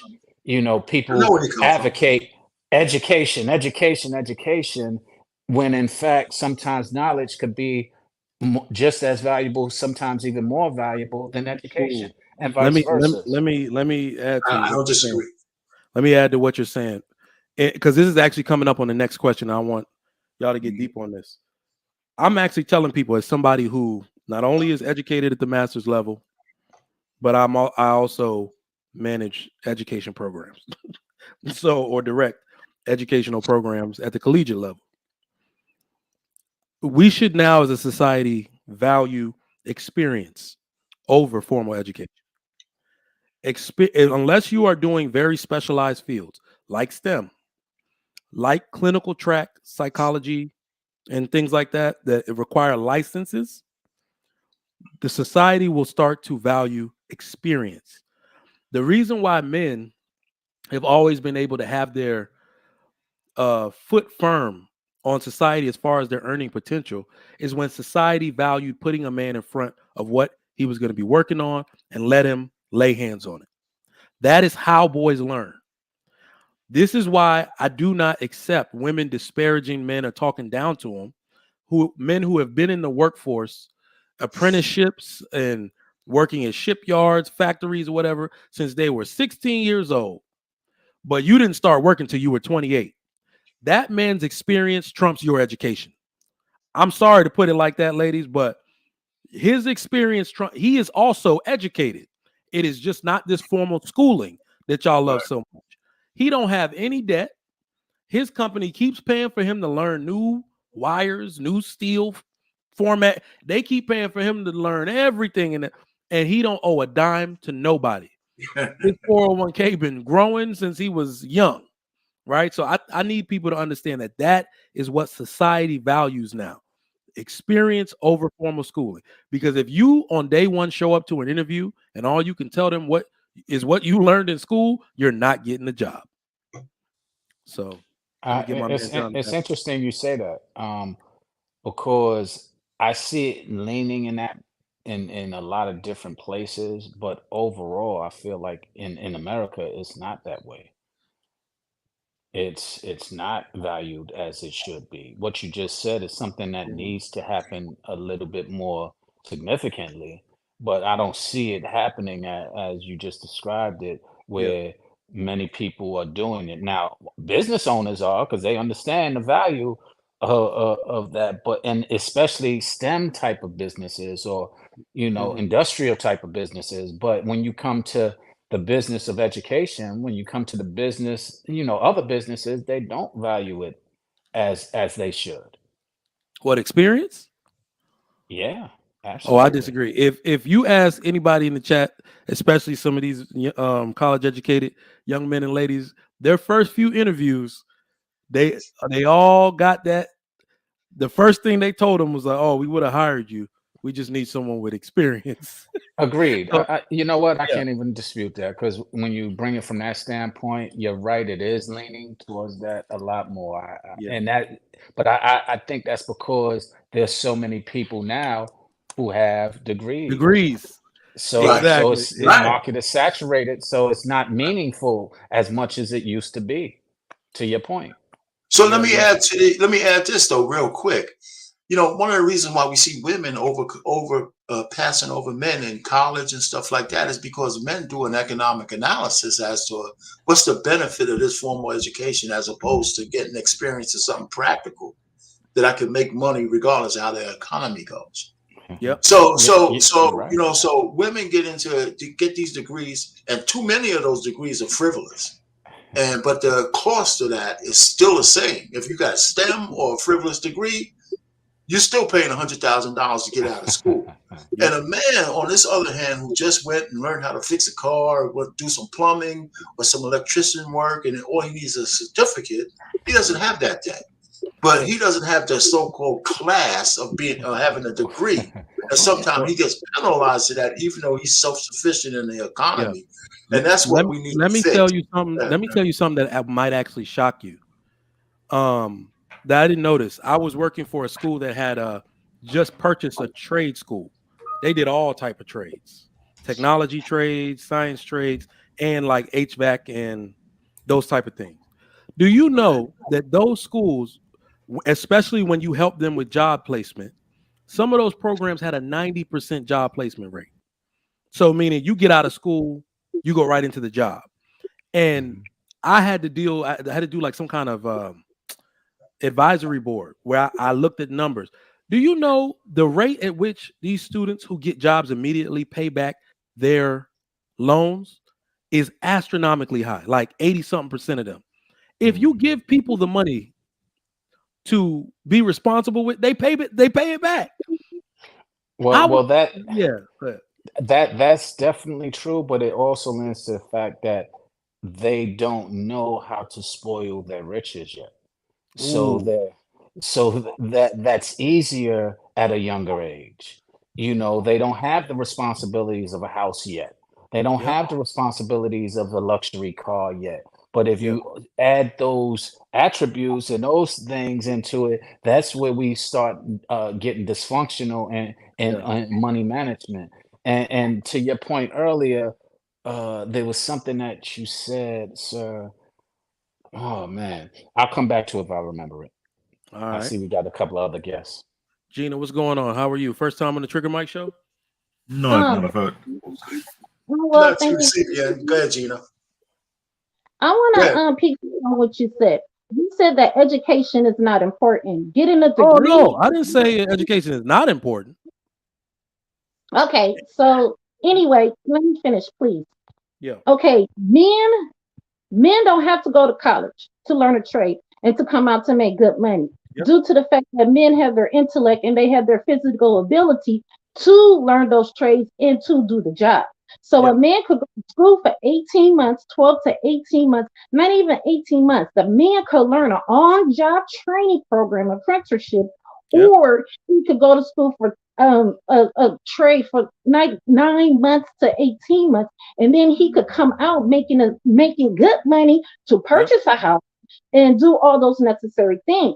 Now, on the other hand, on the contrary, females have to go to school because the only Yeah. thing we have to contribute to society in order to make money and put food in our mouth is our intellect. We don't have the physical ability to go out there and get those jobs due to the fact that we're females. So we Yeah. have to go to school. So So, school is very important, That but it so I depends do I on do I do agree with you. I do agree with you. So before I started that, I said unless you are going to school for something that requires a license. What is happening now is that when we said too many people have bachelor's degrees, they go to school for bullshit. A woman well, that's going after to school, yeah, a that, woman that's have a going to school to get a degree so she can get a teaching certification, that's what's required from the system to be a teacher. She should go to school. A woman that's going to school for nursing because that's what required to get the license. She's on her way. These women are going to school for psychology, and that's it. well, that's Sociology, basket weaving jobs, and those jobs is not going to guarantee the place and but appointment that's so. when you A bulk of graduate. the women getting degrees in our community is liberal arts. Those degrees. So that's what I'm saying. Absolutely, if your job requires a license, you have to go. And not in you. And I will say this to correct you a little bit. Women do have trades they can go into. Well, Cosmetology. Yeah. no, I'm talking about. Listen here, we already know that. I'm not trying to be rude or anything Oh, because I okay. have to go. I'm talking real fast. So of course a woman could go to school for a medical assistant, and I mean I'm not trying to down those little jobs, but we can't come out making the same amount of Now, money you can't say I'm not compared trying to to men. down and then wow, say little down the jobs. little jobs. You That's can't say I'm not trying to yeah, down and say that's a little jobs. contradiction. Down those jobs. Don't get me wrong, but I'm just thinking about because money is what makes the world go around, and we need money to survive. So because I go to a 9 month program, and Hmm. the guy go to a 9 month program, he gonna make over double than what I'm gonna make. So in Well, regard, I'm going to school for months can of this program is not going to equate to the money that he's going to make. And you're absolutely right. If you is going to school, make sure you get a license. And I always say to myself that so right now I have an associate's degree, but I will never get my bachelor's degree unless I'm on a job and a job tap me on the shoulder and say, Regina, if you go to school for 2 more years, we'll pay you more. Then then I'll go to school. But I won't even if it's not licensed, and if I know I can't guarantee a job in that field, then I won't even pursue it, because walking around saying you got a degree is not. I'm not impressed with that. I don't What care. That's your you food, man. If it's not making you any money and you you can't get a job. you just made the point that I forgot earlier that I want to share. A lot of Hey, times Payne, why hold me down for a second. I gotta go get some water. Okay. A lot of times why, and this is something we overlook, a lot of times why men make some of the choices that they make is because we've already been where you're trying to go. We already know the value or the disvalue of some of the things that we pursue to get these degrees, to get these jobs, and it didn't work out. So we try and relay that, we try and share that, but then it's like it's offensive. I'm Sorry, sharing. Let, let, it's let, let me finish. Let me Let finish my him finish, point. Gina. Let him Because finish. we were once where you are. We were not being able to get the our value in the workplace against white men. So especially in our communities, we already have been there. And so we understand that with all of the degrees that we went and pursued, it didn't get us as far as we thought. So we started going in different directions and having different perspectives on it and going after, okay, we actually are trying to get money. Does a degree equate to money? Not always, is what we found out. So we started going in other directions of where we can get that money that is the pursuit of everybody's goals. And so when we're trying to share that with you, and we've tried it, sometimes it's looked at as we're trying to control, or we're trying to hate on you. We don't want you to have what you want. But in one breath you say, we need equivalent, but not you specifically, but women. We need equivalent, we need equal rights, but in the other breath, it's we're not equivalent physically, so you get more opportunities. It can't be both. Well, I'm yeah. both. Before we go down that rabbit hole, let me just say this real quick. One of the things, Gina, that I say when you said that you can get the same kind of associate degree that as a man, he gets paid twice as much as you. One of the things that women fall short of, they don't negotiate as well as men do. Sometimes that's one issue. You're That's right. one issue, huh? And so, because you're supposed to get the same kind of salary or more based on your aptitude as a man. So there, sometimes if you don't have the guidance of a guy, and the only reason why I'm saying this because anecdotally, I had to have that discussion with my daughter, and when she started working, I said, listen, you got to don't be afraid to negotiate. So that's one thing. And before you go any further, I wanted to get another guy on CBN because he just came here. But stay up here because we need some ladies' opinion because you make the show better. Go ahead, CBN. Just I can't wanted. leave. I gotta go. But Oh, that's that's all too bad. Send your I friend up. Anyway, Send your I friend up. I would I would kind of Go ahead, surprise. say what you got to say before you go. I kind of surprised No, that wait, Gina before you called. go, CBN, say what you have to say before you go. You fellas are doing an awesome job for spreading the information. And the last thing I wanted to say that was self-explanatory. The men in my household or the men I've been around never went to college. They always had trades. So when I grew up, that was evident to me. And like that was real. No one didn't have to explain that to me. That's why I said it's self-explanatory. When I got out in the world and when I started working for powerful men, they had degrees, and once again, they had license to do those degrees, like attorneys and stuff. But I just wanted to emphasize that it's totally different. Even when a female negotiates, the man still gonna come out making more money due to the fact he have his mental and his physical. So it doesn't matter how much we negotiate, regardless the man is going to win because he have more advantages over the female. So that's all I wanted to say. I'm gonna leave, and once again, thank you so much for having me, fellas, and enjoy the rest of your Make, day. make Thank sure you come back Thank another you, time sis. too. Please You're come you. back always in. welcome. Go ahead, CBN. Always. Go ahead, CBN. First, I want to give the flower to Gina because she called out the back movie degree, acting in sociology, She visual did. art degree. I She was did. like, why only a female say that? Now, This is something I'm heavy in because number one, I took a transition. I went to a college back downtown Manhattan called BMCC for engineering science, right? A professor told me something that caught my mind thinking like crazy. Like, why you want to go to college for computer when you can go to a trade school, get the experience, get the teaching, and get the certification?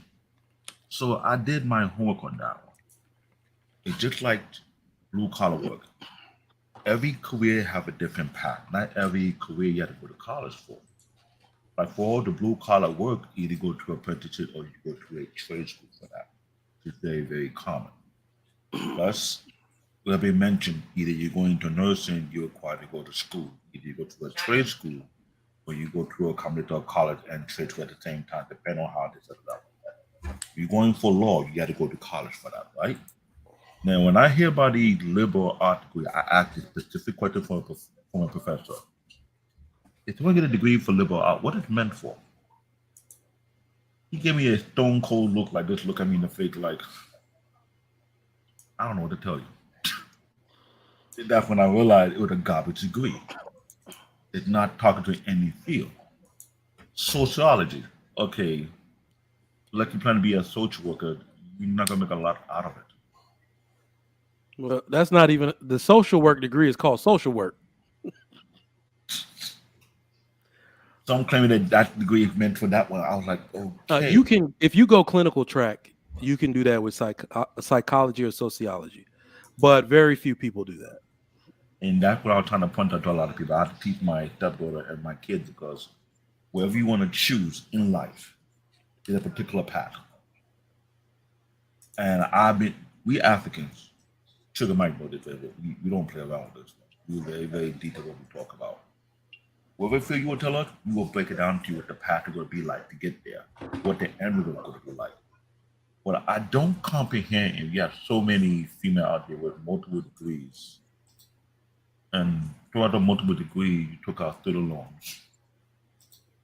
By the time it piles up, it passed the $50,000 mark. Okay, you have about what $100,000 worth of student loan just going to get 2 or 3 or 4 degrees. Then the interest rate pile up on that student loan. You get a job. It took you almost 30 years to pay it off the student loan, and you still can't pay it off. You have to refinance it again. Mm-hmm. And I'm trying to ask this question. Why do people flaunt their degree for when it represents too much debt you already have already and you don't have a real job that actually help you pay it off quickly?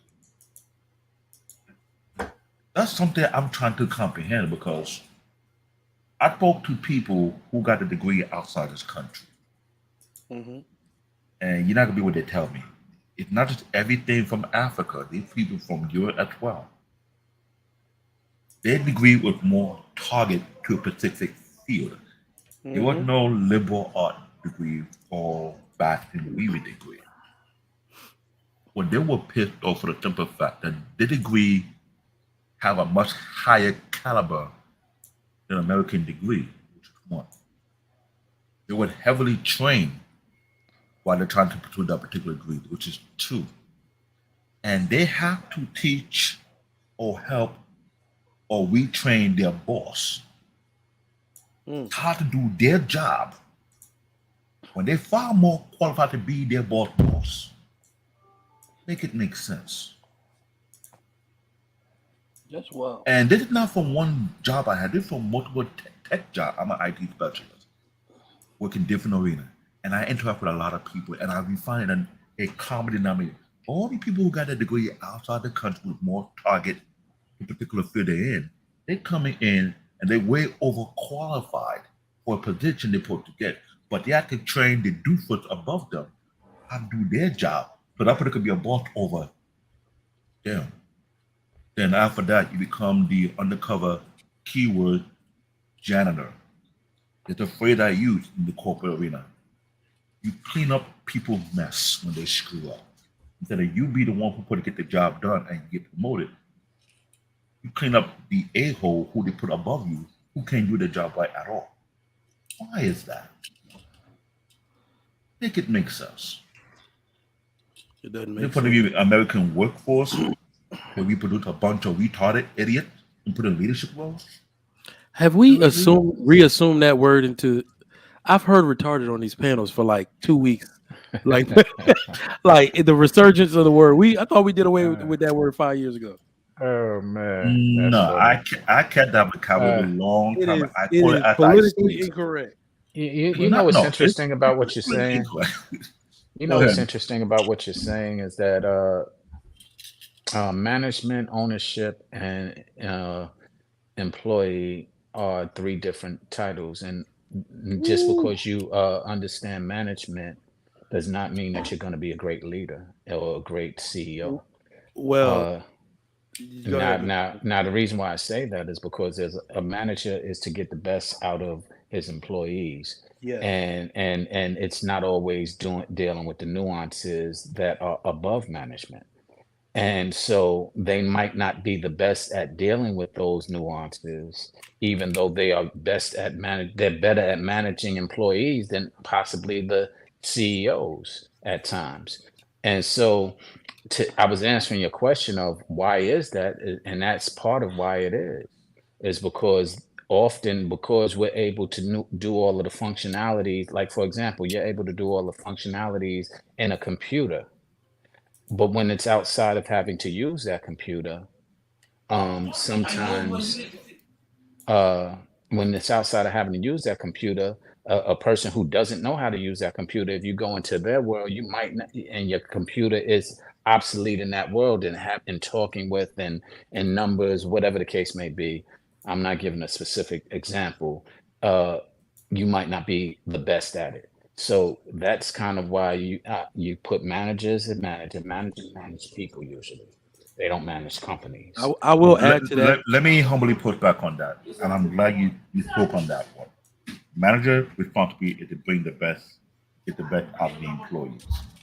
What I've seen from experience, managers that I've seen that supposed to be manager was more likely sabotaging employees, not trying to get the best out of them. They were Nobody said people. all managers are good managers I either. know they are, That's management but style. I know that's management style, but I call it BS style because let me tell you why I say that. I'm not gonna mention the company. I had 3 to 4 managers who were trying to target me, trying to put me on the button. Like, look, I don't know what the hell I'm doing. And me, I'm not gonna lie, I have a dark side of me. When you trying to prove me wrong, like I don't know what the hell I'm doing. I have a notorious habit of rating the bar super high. So that I'm trying to make you commit career suicide. That being Uh, said, I have made managers look like a complete nincompoop. They not only couldn't do their job, I did their job better than them and then some. Politically speaking, without even trying to do it directly, I did it indirectly. It got to a point whereby their boss was suggested to get rid of them for me to replace them. Which I didn't want the management position. I just trying to prove a point. I'm and, not and, and crazy. And we are saying that I've seen that in multiple arenas, and they would have a demonic irritation for people like that. and guess what? As an owner, me identifying that is my business because I now want you to be able to get the best, but I would never want you to be in that leadership because you will sabotage my whole business because of your personal vendetta. Not only that, CBN, as an African, you never are allowed to say nincompoop again. I get it, but here was the problem. Here was the problem. The company I'm referring to, right? We had a bunch of men who trying to sabotage the employees. The moment they got rid of me, they ended up losing the contract. Not only they ended up losing the contract, the whole entire team that I worked with was leaving. On top of that, the CEO and CFO fired the whole entire management and upper management of the massive screw up. Which means we were there trying to make them look good, but instead they were trying to sabotage the employee. That's why I have a issue with it. If you have employees who want to work for you and do well with you, and you have some ego issue that you feel some kind of way, and you kind of sabotage the employee, there's a problem. I'm that kind of person I could tell them the workhorse. You give me a task, I get the job done, and I for the next assignment, and I keep it pushing. But if you're trying to come behind my back and trying to sabotage me because you have some self-esteem issue, and you trying to promote about you to get a promotion, that being said, you're my chopping block. I did that to MTA, whereby the chairman was having me do a bunch of a project because the manager was screwing up and sabotaging things and trying to blame it on the employee. I have to go out there and fix the mess and get him back in order. That's where my problem comes to play. If you can't do your job, that's trying to destroy people's career just for the thing to cover your inconsistent. What's the word I'm gonna look for? Your lack. CYA. That is where my problem comes to play. When you have good employees, don't try to go behind them and do them dirty because you feel like you can do it. Abuse Black David, power. how the hell did you turn a show about unrealistic? I'm just sorry. I'm sorry. Relationships. I'm just sorry. This is me. To problems with your employer. No, this is me. This is the side of me whereby people know me for sure. You work with me, I make you look good. But you trying to top me on my team? And actually, I'm glad you said a lot of that because, like I said, you're lending to the point that I was making as far as management versus ownership. Because a manager, I would love you as a manager, but as an owner, I would be like, nah, I can't put you in certain positions because you will ruin the whole business because your vision is only here, and I'm thinking here. I'm thinking for the whole company, not for the department, not for an employee. And I get it. That's why I point out when you have employees who want to help the man to look good, don't do things that make them feel like they don't want to work under you. And I've seen that all across the board. It gets to the point where people are quitting jobs because they don't want to work under nobody anymore. This is what I see in corporate America. Because employees want to be great employee and make the boss feel good and look good. But when you're doing the job and they're going behind the time to sabotage you, then what's the point of it? You make people don't want to work under nobody anymore. That's what I'm trying to point out. Yeah, I agree. What I'm saying is it's kind of like who takes sometimes a player takes the ownership of a mistake that the coach made simply to keep the team moving. And sometimes it's the other way around. The coach takes the responsibility of what a player did to keep the club moving.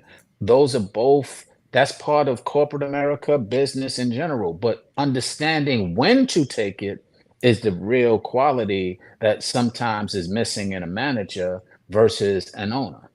Because you need to be able to discern when it applies and when it's necessary, or if it's being abused, and being able to catch it before the abuse affects the bottom line.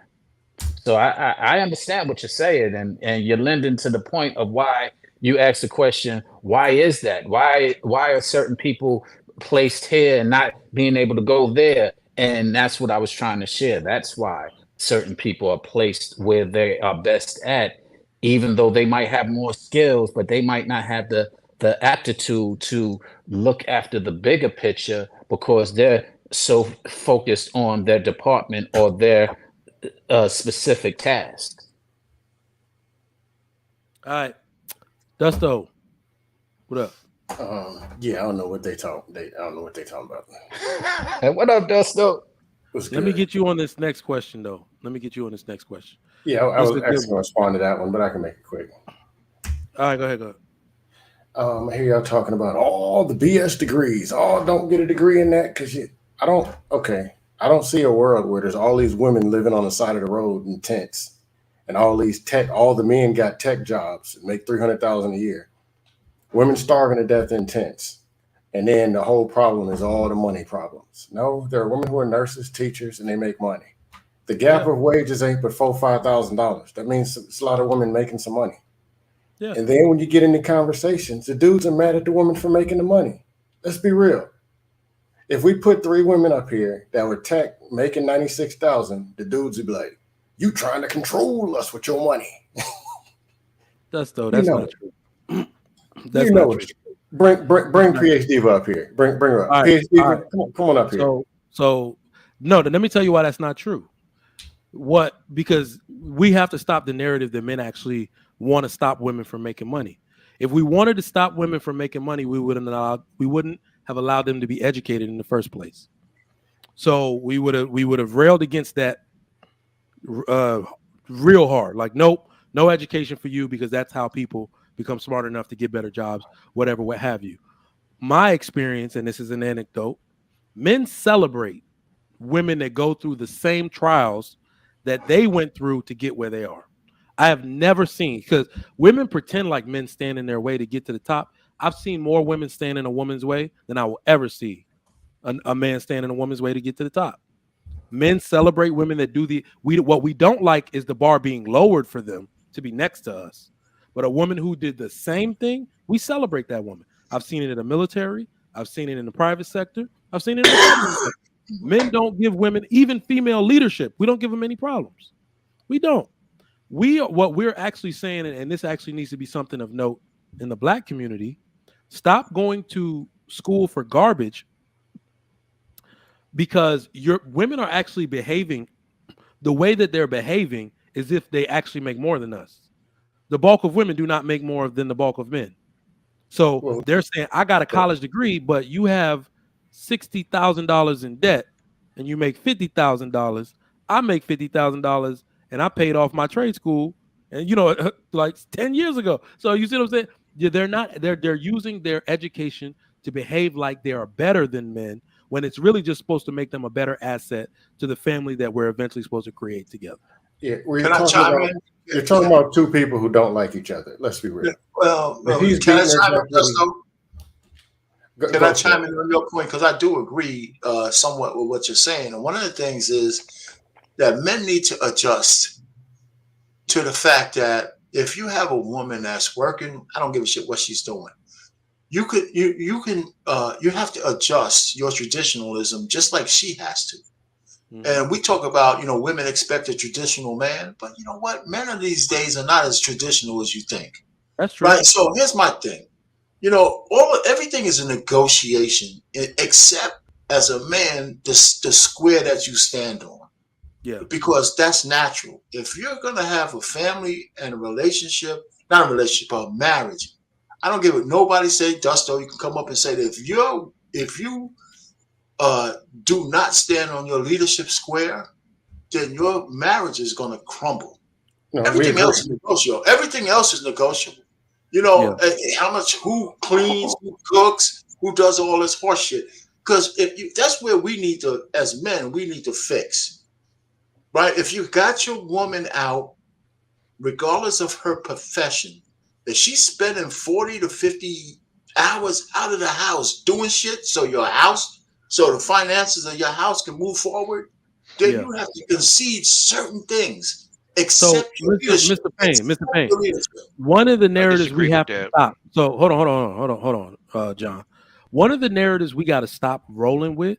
You just said men are not traditional. Traditions were a scam anyway. Let's be real. Y'all go to MSNBC and look up this.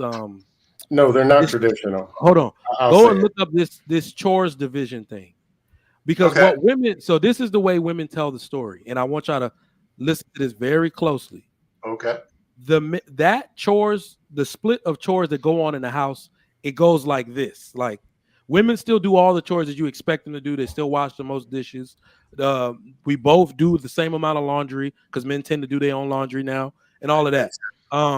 So it's like a split. Remember, that was all on one side before. That was all on women. Right. So the non-traditional modern man does more than any other man has done in history. And the reason why I need Black women to give this narrative up is because Black men do more than every other man does. Okay. So you agree with me. So in this community specifically, Black men help their women. And the other part that I want to address is that men don't necessarily send their women out to work. When we say you got your wife working, this woman works. If your woman's working, Mr. Payne, this is what I'm saying. Modern women, if I was to say today, babe, you know what? I pay all the bills anyway. Yes, we will be a little less in saving and investment money, but shoot, take a load off, sit in the house. She would not sit in this house. They don't want to be house moms. They're lying. That's why No, it's but like, gotta get a woman you're out. misconstruing what I said. What did they get a degree for if they're gonna sit their ass in this house? No. But you're misconstruing what I say. Whether you let her out or not, the fact that she has to spend 40 to 50 hours outside of the house changes things. The point is she doesn't have to. Is what the point he just made. She doesn't have to. She chooses to. You ain't listening to me. She chooses Whether to. she has to or not, if she's doing it, it changes things. Hold on, Payne. Well, that's why I made the first point though. I said the men. So it's not that men don't help these women. I'm telling you, it's not that men don't help these women. A lot of women will not be satisfied until the roles are completely switched. They won't. I don't disagree with this is what I want every man to do. Do you have any sons at all? No. Okay. What does that have to do with it? No, because I'm starting to see. It's like I'm not saying you're a bad man or a bad father. No, I'm not trying to say that at all. So I didn't mean to be. I didn't mean that to be offensive. But it's because I have a daughter too, right? I can imagine if I had two daughters, or I have a daughter and a son.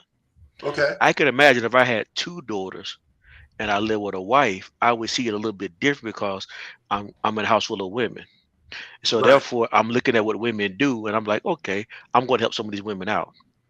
But then I think if it's men in the house, men, especially traditional men gonna do traditional men stuff, and women gonna do women stuff. So I think when you cross the line, that you're moving into modern day time, which I understand. If I hear you correctly, you're moving into modern day time because they're working 40 to 50 hours a week.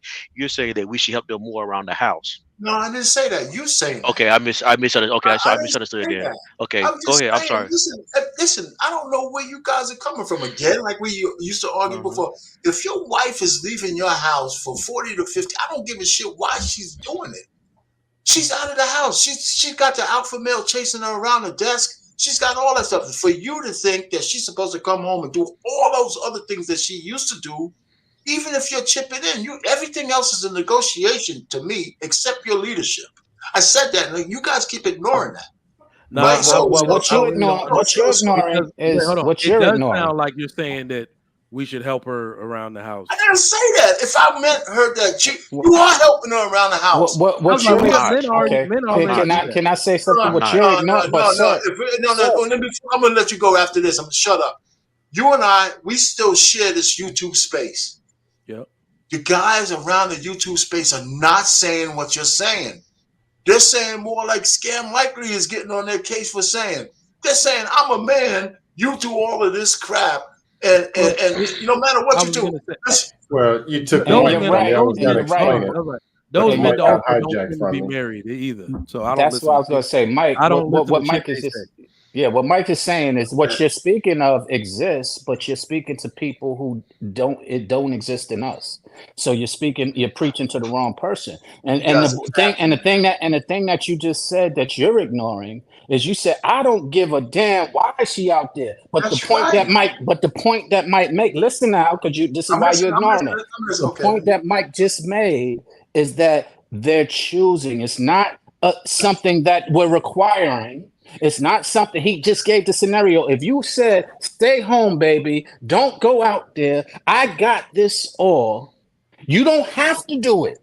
They're still going to choose to do it.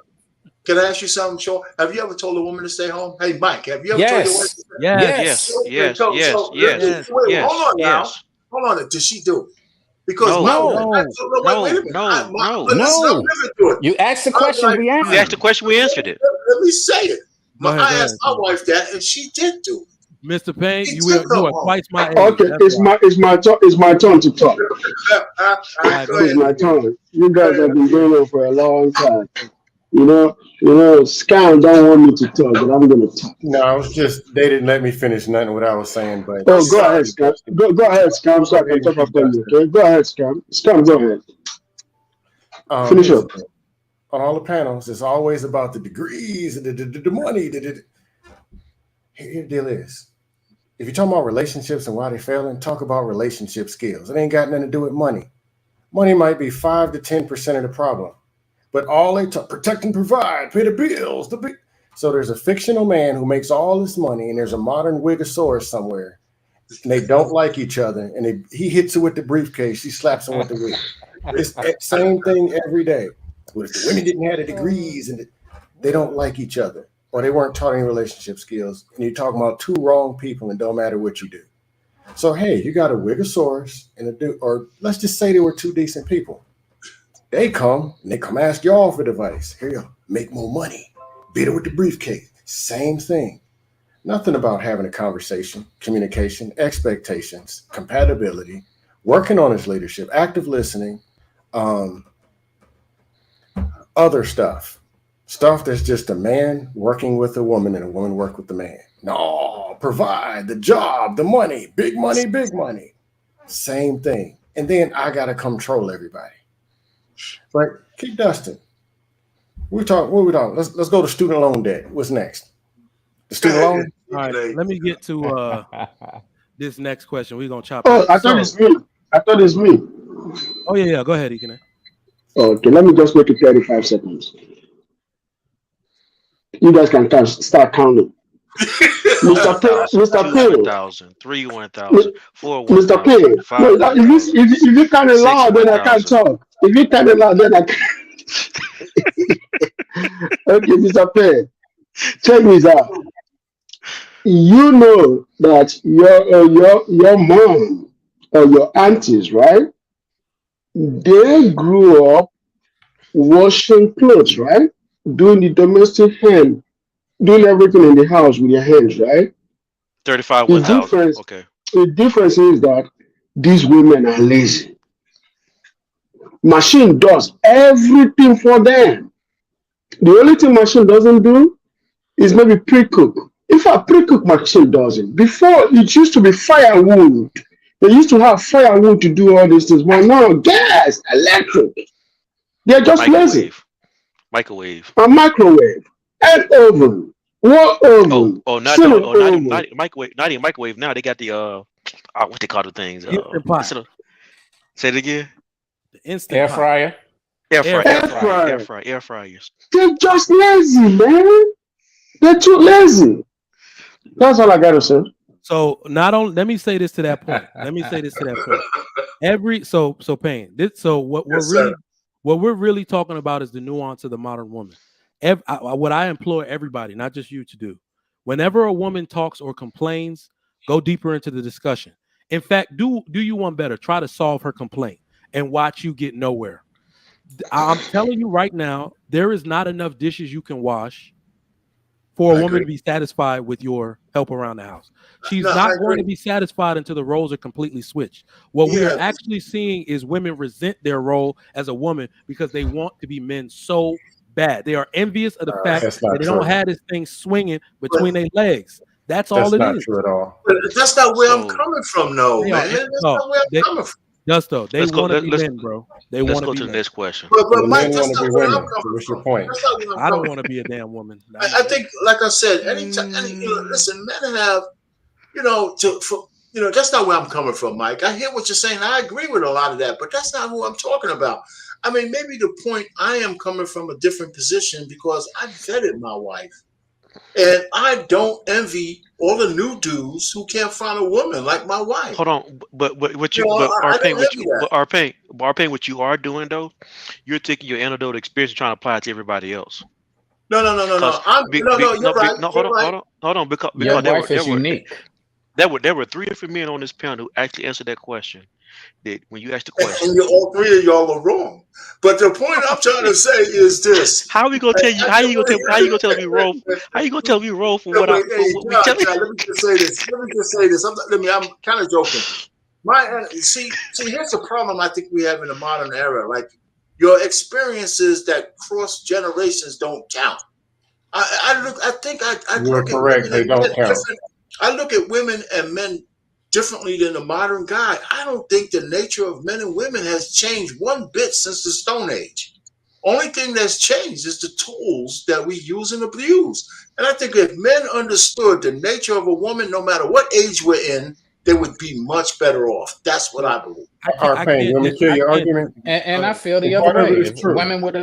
yeah, women would receive and embrace the nature of a man. So what's the? No, We I argue that don't often. disagree with that either. Arpain, part of what you're saying is true. The nature of women hasn't changed. A woman's still going to be a woman. A man's going to be a man. Yep, Well, that's true. should hold on. Let me say should be. Say that again. Say that again, Dustin. I didn't hear it. Should Say that again. Say that again. I didn't hear what you said. Okay, the natural nature of a man is still a man. I and a thought woman nature and a was woman. natural, but okay. But no, things got out of control because you're talking about a whole generation that wasn't taught, and I'm gonna keep saying these two words: relationship skills. And Arpain, your generation was some of the ones who didn't teach them. The generation before that didn't teach them. You know what? If this Then is the generation. Hold on. Let me finish. Share the mic. A lot of this traditional is nothing but people operating on survival mode. They didn't have a choice. What you gonna do? Go to the white community in 1955? Was that an option? I'm not going to divorce. I'm talking about 2023. Was a woman going to be hold on, hear me out. Was a woman going to go be a CEO? No. But they try to take some of those fictional values. All right, I put it this way. 1960 something, when women started to have the option, they opted out, which shows something is wrong with the leadership. Because the marriage rate should have went from that 80%. If everything was so perfect, we had it under control. It still went to 95 to 97 to 99. Instead, it went to the 20s. I mean, something must be wrong with the leadership. Something worse. And I'm blaming men and women. How about women made a choice regardless of leadership? How about women made a choice regardless of the leadership? I mean, you guys are trying to. A lot of women stuck with their men. I'm trying to say, listen. We don't have to go back there. I'm not going back there. I'm talking about in 2023. Is anybody? Don't try to run to 2023. Except the tools that they use. Is anybody having a hard time understanding Arpain's argument besides me? Yeah, because you guys are lost. You guys are lost. You guys are lost because y'all refuse to understand that the nature of a woman. Is anybody else understand? Am I the only one having a hard time understanding this argument? 1980s and 70s. Don't try to run to 2023 because something. Wait, the nature of the woman was to have a hot girl summer. That was the nature of the woman. The nature of the woman was that the nature of the woman. Was the nature of the woman? Was the nature of the woman out to be like a man? And was the nature of the woman to be lying? Was the nature? I mean, go ahead, answer. And back in the day, since you guys keep trying to put me back there, you're trying to tell me there weren't no 304s. The only thing that's different. Wait a minute now. You said something. The only thing different now. But have you nobody seen said that. The 70s when the women were having sex like crazy? I mean, stop it. What point are you making, though? The only thing that's different is the amount of women who've lost their virtue. But you don't think women wanted to have sex in the 70s? They couldn't do it because they wasn't the What's pill. Your point? What's your point? The point is the same as you're making. Cultural mores have changed. Sex. The environment has changed. When you have no argument, just yell on the microphone. What is your point? What is your point? What's your point? He has no point. I'll answer that. You said, "What's your point?" You're equating wanting sex to sexual promiscuity. Yes. It's two different things. No, it's not. Wanting sex. Yes, it is. No, it's not. If you don't think that wanting sex and sexual promiscuity are two different things, we can stop the conversation. Let's stop it because you guys don't feel like with the advent of the pill, a woman was able to act on her sexual promiscuity without the same mores as before the pill. It ain't even got nothing to do with. It ain't even got nothing to do with gender. It ain't got nothing to do with gender. It's the same thing with men. Promiscuity versus sex are two different things. Promiscuity. Let me finish it. Promiscuity is lack of discipline. Sex is not. You can have sex and have discipline. Always had lack of discipline with sex, and now women do too. That's my point. So that's exactly what I said. So my point is, it has changed. It has changed. They has lost the discipline that we didn't have discipline. I agree. The nature of women hasn't changed. The fact is that the cultural mores. This conversation ain't going nowhere. All right, man. You talk too much. Let me get this super chat read because I think it. Hey, Mike, one thing. Tell people they better take me off the show as a you sponsor. share the Put damn $10 up there. Put $10 up there. That's what I'm talking about. Yeah, you want me to Our read the Pain super chats? has put a challenge out. If you like what you're hearing or somebody's talking crap, talk crap about them in the super chat. $10 to dethrone Our Pain. That's so right. let me say something to this, because this was speaking to, I think, what I was speaking to, whereas women don't want men to have any leverage over them. So this is, you understand. That proves my point. I think Dusto kind of hit it on the head too when he said, or I can't even remember, but this is why when we say, I'm telling you, most men, and this is knowing that what we want from a woman does not necessarily have to do with money.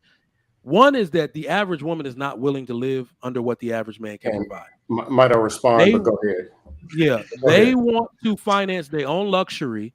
They're looking for a life of whatever. So most dudes will say, if I can put an apartment over my head, if I can pay all my own insurances, shit, you could drive my car while I'm at work. Dudes can finance anything if that's what a woman wants, especially if it has to do with their children. We got to put out money for childcare. Shit, if you at home, you could take care of. That's money back in the house. You can make my lunch every day. Most men, especially these cultural men that we see do this every day, we have examples that this can be done. Trust me, the average woman, especially black women, is not staying home. And moreover, we don't want her to stay home. These women don't know how to save money. They're not going to coupon clip. They're going to spend money on Amazon. That's what they're going to do. He's proving my point, but because next is going to be Russell Wilson in that damn dress. That's coming in about 20 minutes. But particular Mike, you just proved my point. No, I didn't. We're talking about people being together. Is there anything about the communication, listening, that all the main problems of why they're leaving? No, we're talking about money. They want to spend money, big money, big money, big money. So if all the men talk about is big money, and the women are listening, they say, hey, the dudes don't know how to talk. They fat. They cry about the white man all day. Ain't nothing I can do but get money out of these jive turkeys. I'm like, well, damn, man. You taking a lot off the women, because before men can say, hold on. We're talking about leadership, right? That's so. No. Do you think the average woman today? We're talking leadership, but was blaming women. So they the leaders. So let's talk about leadership. Hold on. Let's talk about leadership for a second. No, I can actually. That was my next point. But never in history has every man been qualified to lead a home or even to be a father or a husband. So to put it on, me to answer that question? Men, hold on, Dusto. So put it on all men, such as myself, who was prepared and who took up the mantle to be a husband and a father. But when they go choose their own, the men that they choose, and then put it on me that he doesn't behave like me, I don't accept that criticism. So outside, so what? How much of this is their own fault for the choices they make? Because if you want to talk about leadership, they don't choose leaders to begin with. What they do is work backwards. They want what is aesthetically pleasing to them. That's right. They want what makes their cat wet, and then they realize once they have circumstances when they're pregnant, they want a man to arrive out of all that shit. Absolutely. Now, here once again, every time we've got a scenario, if the new man is working, he's a bus driver, but he got a secret 401k with $2 million in it, and it's a Wigosaurus who's out of control every time. But speaking of leadership, and speaking of that super chat, women don't want men to have any leverage. What is leverage? That's some kind of strong arm. But speaking of leadership, if you go to John C. Maxwell, level 1 and level 5. Level 1, position. That means because I am something and I hold this position, you're obligated. That's people doing something out of survival. And where men want leverage and using that weak-ass paycheck in the briefcase to control a woman. That sucks. Or you can go, hold on, let me finish. The top level is pinnacle. Yeah. That's actual leadership where you have influence, where you got charisma, character, all them other things, critical thinking, communication skills, a lot of stuff that you see lacking. Why there's people who come on panels and the women hate them, can't tolerate them for 6 minutes. How are they going to live with them for 60 years? But the highest leadership, and salute to y'all who are married and handling your business. I'm not talking about all men. The highest level is when people choose to follow. Exactly. They say, I want to, meaning there's all the laws and all this other junk. But the woman's flying up to the interstate to get home to their man because it's where they want to be. And where they start to feel like they need to be. Scam likely. But how do you get there? Beat her with a briefcase full of money? Yell at her for Scam. having a degree? Huh? Scam. Let me ask you a question, Scam. Go ahead. Go Let ahead. me ask you a question, Scam. Let's say you get a man who puts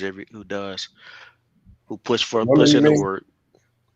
Let's say there's a man who puts in Okay. the work, puts in the time, the communication skills, everything that you talked about, goes to the Uh-huh. gym, is fit, stays in shape, Uh-huh. works, has a couple of failures, and she holds the failures over his head. What do you do then? Uber her back to the streets. What do you mean? I'm saying, say it again.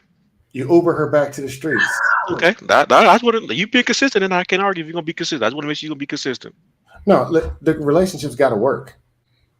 I mean, Like, Scam. I mean, it ain't gonna always be perfect. I You, mean, it's gonna be. I mean, talking about two whole people, just like you and your best friend or your brother. I mean, nobody gets along perfect, Yeah. but it has to work.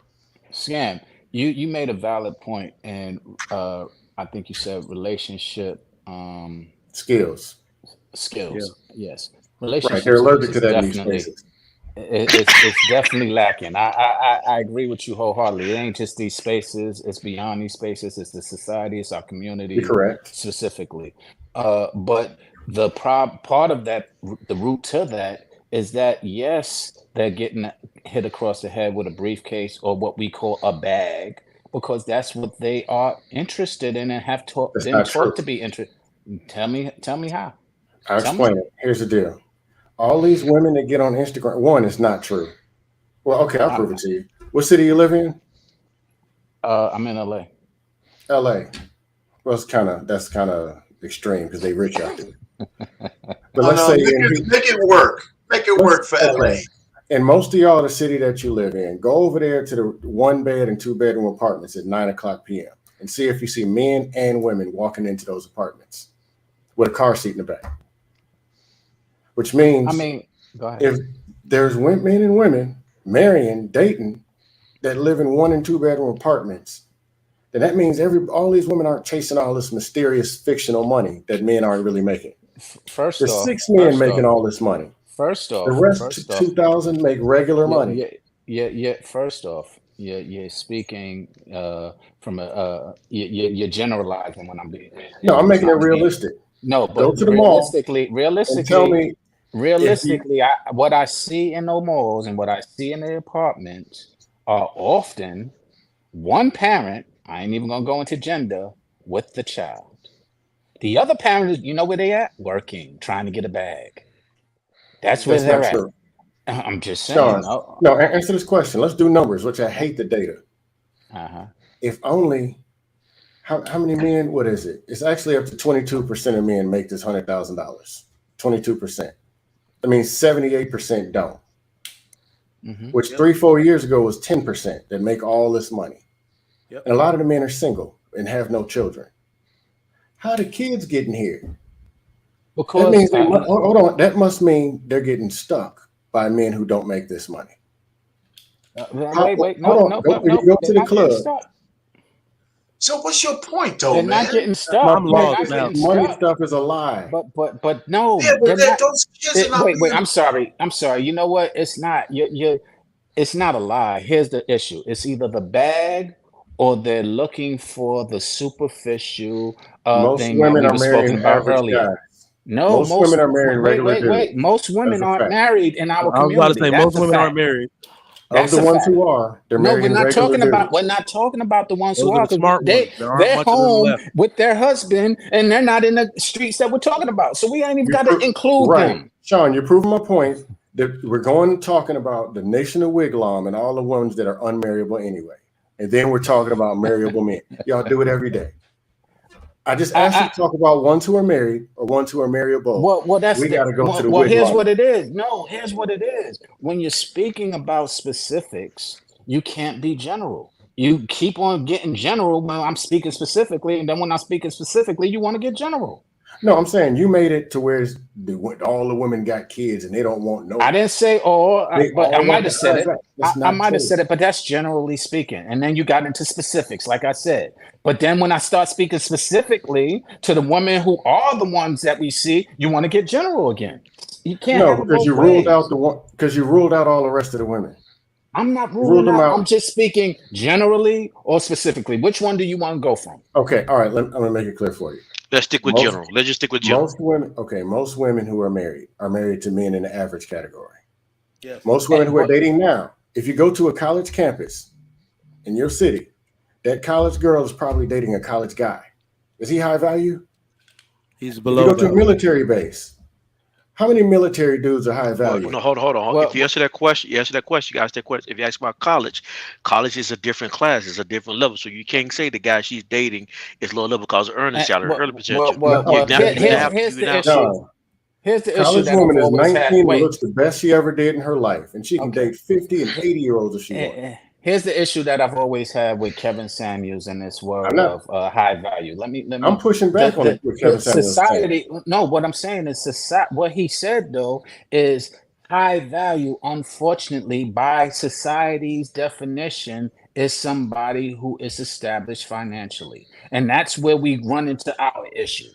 Because we sit there and when we identify it, that that's what they're looking for, you want to ignore it. It's either what is the definition of high value? I don't think that the definition of high Saying it value in is general, but I was going to what Trigger Mike said. All okay. this money, spend big money. That's what he was talking about.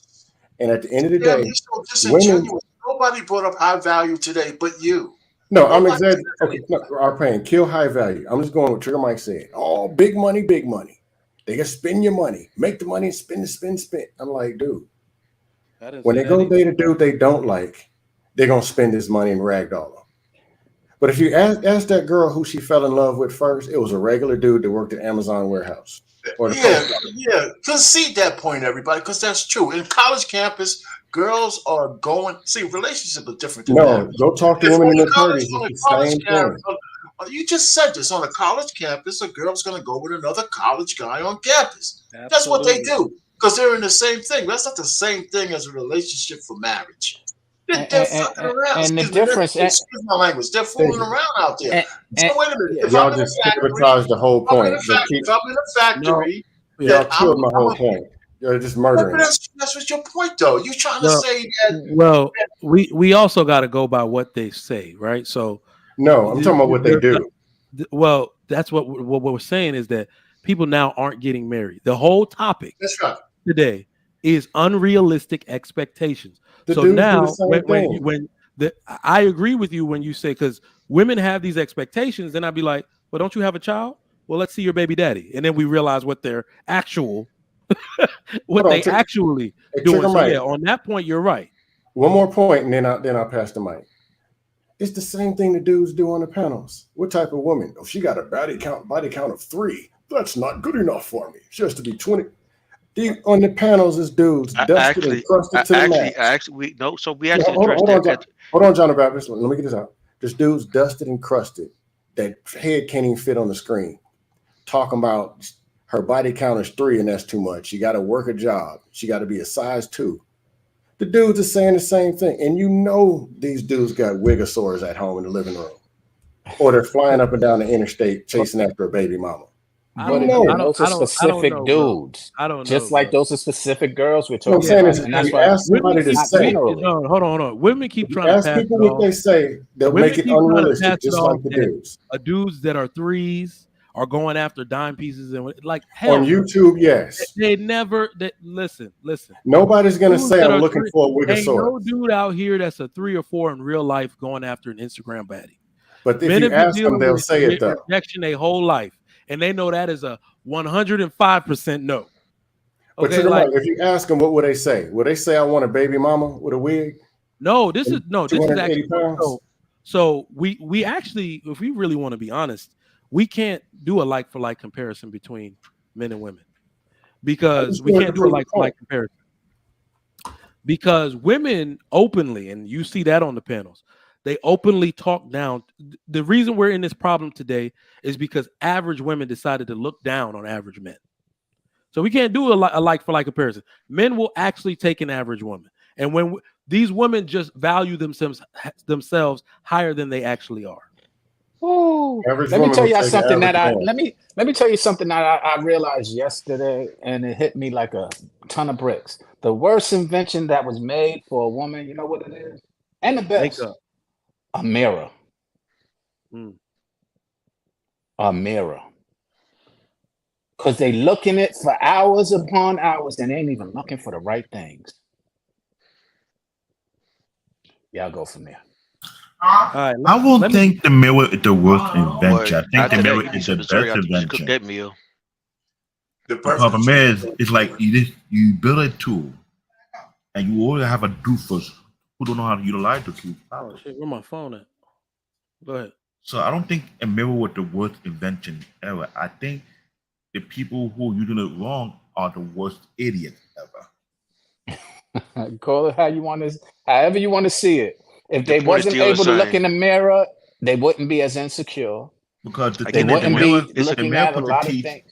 I hear you, Sean. The mirror put to teach you self-reflection. The problem is, it creates too much self-ego, which is not really needed.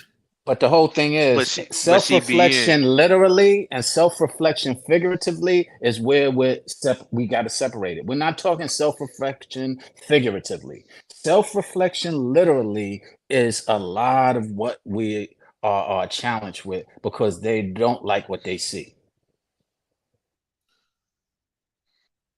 I get your point. When I see it, it's like they don't want to be honest with themselves.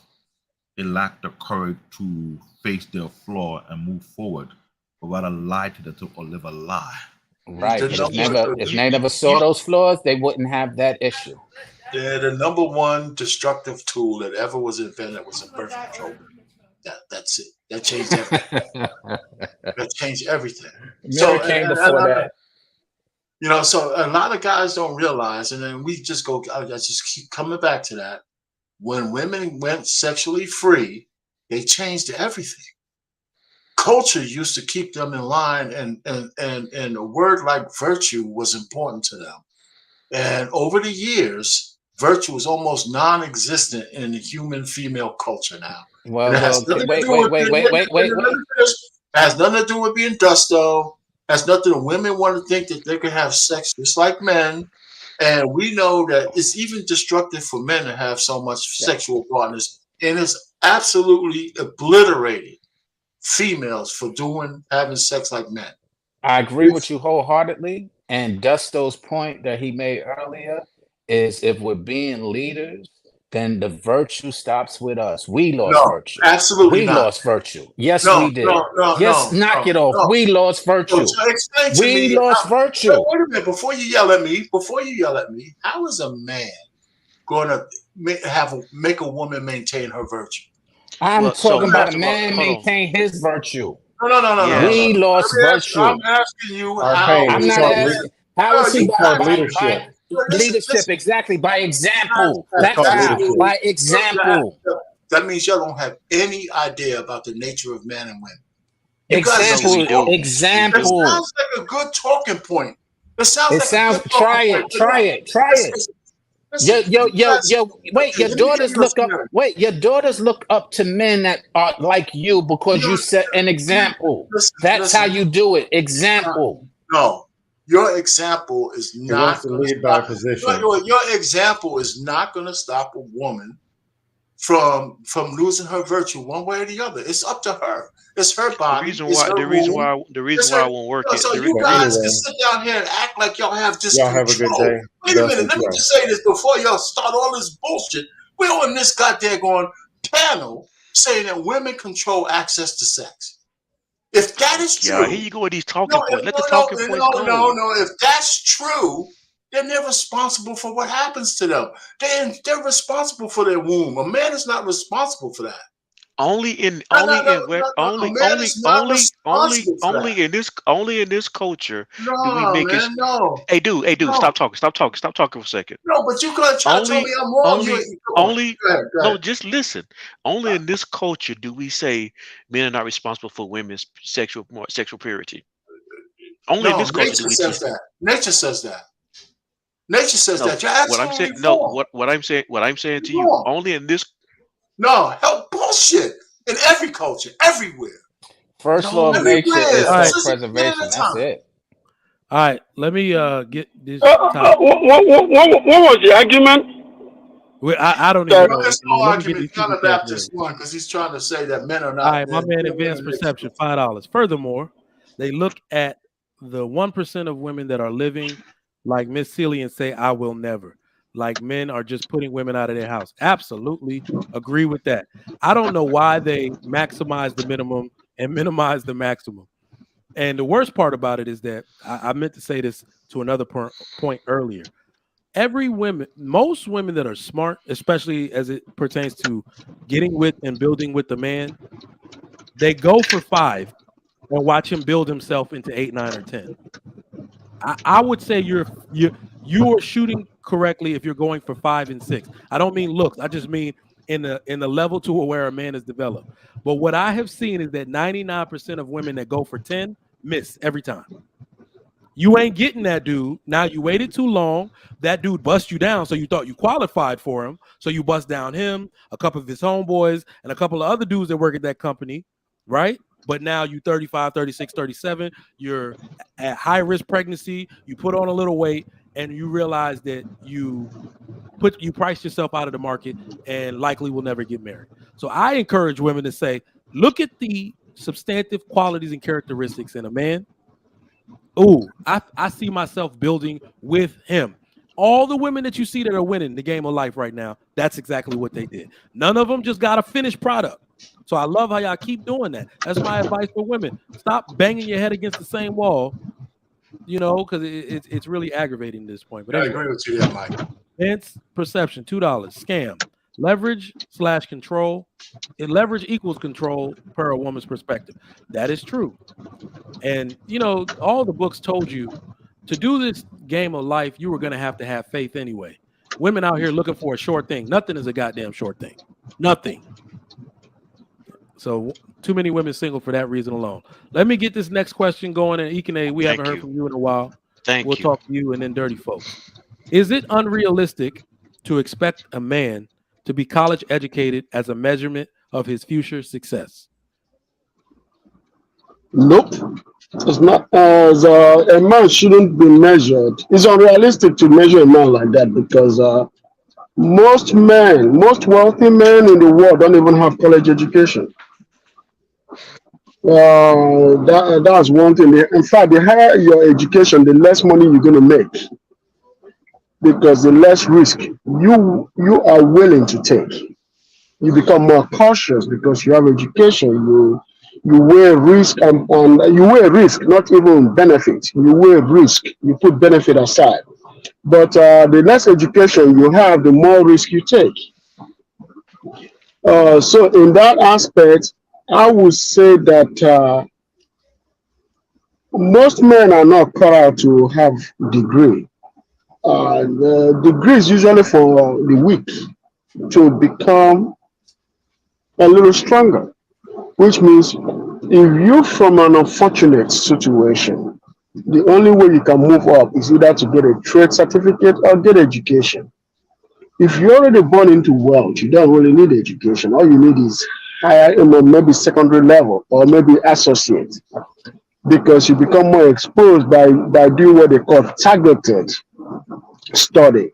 Because your parents have money. Once you go past high school, now you're dealing with people, with professors that will train you to have targeted stuff in your life. You're supposed to be a financial guru without even being to financial institution.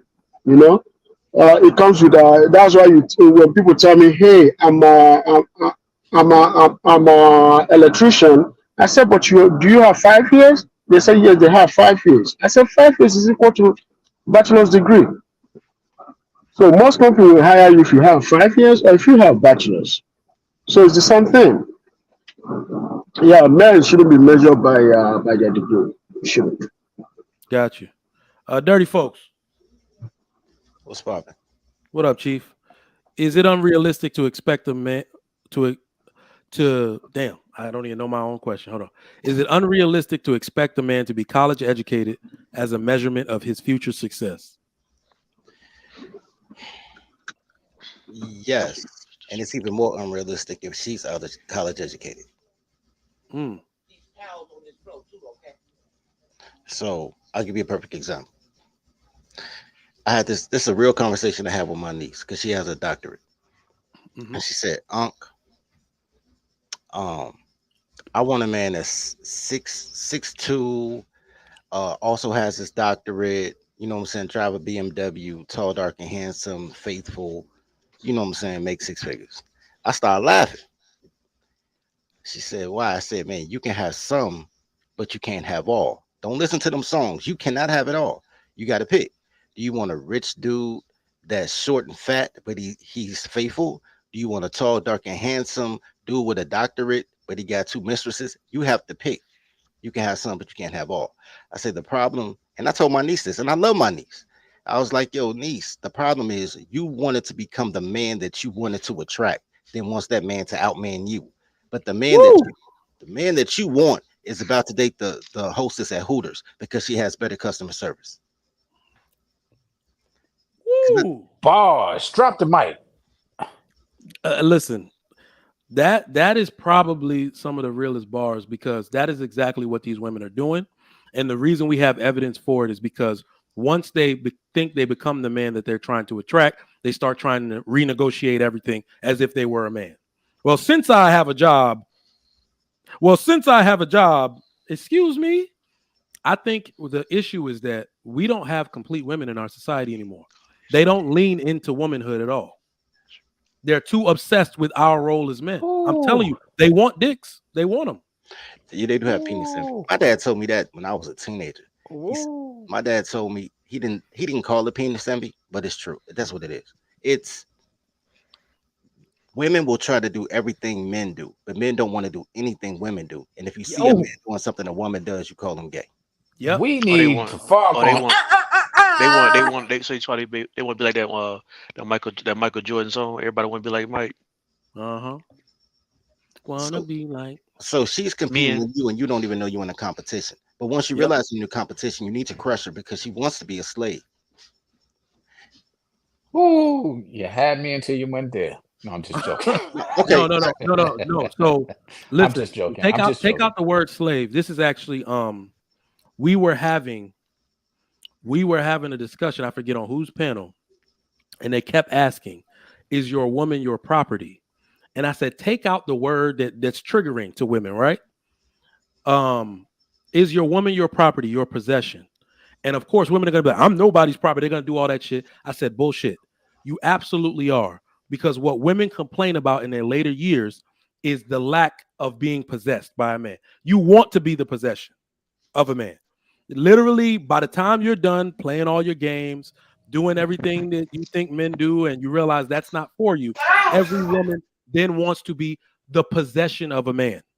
they just But hate the hold way it on. But sounds. Sugar Mike, They hold just on, hate the hold way it on. sounds. Sugar Another Mike, you mic forget drop. no, Sugar Mike, you forget something. They didn't say they wanted to be protected, to be admired, to be looked over. So don't you look over your property? Okay, here's the Do you thing. protect your property? Okay, you're right. Check this out. See it like this. Everything we have a linguistic problem, right? Because men speak English and girls speak toddler, right? And I don't know toddler Babel. Well, I do now, but here's the thing. As a man, being my property is phenomenal because I will kill for my property. You're not gonna touch my rims, you're not gonna run in my house, you're not gonna take my wallet. It's gonna be it's gonna be what it is. I protect my property. Once you no longer say you're my property, you're community property. I don't protect the swing at the playground, but I do enjoy the swing at the playground. Woo! Exactly. So, Dirty Flows, when you gonna drop that album, man? Man, you know I'm about to drop another book, man. I You haven't know, you talked about guys are that. so Dirty disingenuous, man. folks, when you Mike, come you into New York, just I'll need said your what you autograph, just okay? confirmed what I said. That the What? nature of women has not changed because they want What? to belong to I'm a man. every single So time you now say that, you guys I beat say, my ass for saying that, wait, and you just said I that. Yeah, agree but no, every time you say the nature of women has not changed. The problem of today is that women are habitually behaving outside of their nature. Yeah, I and Nature agree with that. always wins. and, So and in I agree with fairness, that. yeah. yeah, As long that's as yeah, you In, say it that way. in fairness, Pay, I agree. I would say the nature hasn't changed, the mentality has. right. mm, Because And here's what and you're doing, that's man. really what it boils down to, and Because that's I what we're actually came fighting up here to against. protect pain. But this is where you're going wrong. You say nature and then you I argue with think I think I disagree. Hold on, no. let Sean finish, cause Sean's finna say something. No, finish, Sean. That's why I didn't say anything further. Go ahead, Sean. No, what I was saying is he says nature, then he argues nurture, right? And that's the issue. Because the issue is women want to do whatever, and then men stop them. And when daddy says no, all of a sudden he's oppressive, right? Yep. The thing is, for everybody who mad at R. Kelly singing it to children, y'all forget Madonna made a whole career talking about losing her virginity, and Papa don't preach because I'm a pregnant teen, and all that. They were trying to shift the culture in the 80s, right? And everybody's like, yeah, I'm with that. Because these are the same children of the women who was busting it wide open in Woodstock. The 1970s wasn't virtuous. Woodstock was 68. The 1970s was a bunch of dudes marrying single mothers. You know what I'm saying? Which means they were smashing in the 60s. They were a rebellious generation that wanted to go against tradition until they had kids of their own. Then they wanted to be like the silent generation. But it was already too late because now they don't want to oppress their daughters, right? They need to sell me their daughters when I'm 20, right? Yeah. Because then I'll take care of their daughters. At 20, I got potential, but I don't have resource. I got a couple of dollars. I had a couple of dollars, but at 20, you have potential, but no resource. That's supposed to be the talent scout. Like, yo, my father's supposed to tell my girlfriend what my older sister told my girlfriend, which is like, yo, stick with him because he gonna be all right. Like, he's my little brother asshole, but he gonna get you there. You know what I'm saying? Like, you want to deal with them guys that be like, girl, everything gonna work out. You're so beautiful. We gonna pray on God to it. And I'm the one to be like, yo, you dumb as shit. Look, this is what we need to do to get out this jam. You mad at the dumbest shit part. You not mad at you know what I'm saying? You ain't listen to the we gonna get out this jam. You feel what I'm saying? Yeah. I mean, My bad, dirty folks. I called you Sean. I didn't mean to call you Sean. My apologies on that one. No, you're good. Just look at it this way, right? When I say something to a woman and I say, remember last week, I was saying something when I said the word stupid. She forgot about I think it was, I don't know if it was PSD or somebody. They forgot about everything I said and focused on the stupid that I said. I'm like, okay. I spent 2 minutes talking about stuff. They focus on the word stupid. They forgot about everything that made sense, but the word stupid was what they disagreed with. But the thing is this, right? The reason why I say I disagreed earlier is because of this. Women do what they do. We've always said it all the time because men allow them. They are acts of nature because men allow them. And the reason why men allow them is because you have two types of men. Let's just say three types of men. You have the one that wants to put a woman's foot on the fire. Then you have the one that will take her no matter what she does. And then you also have the one that will lie to her just to sleep with her and run after that.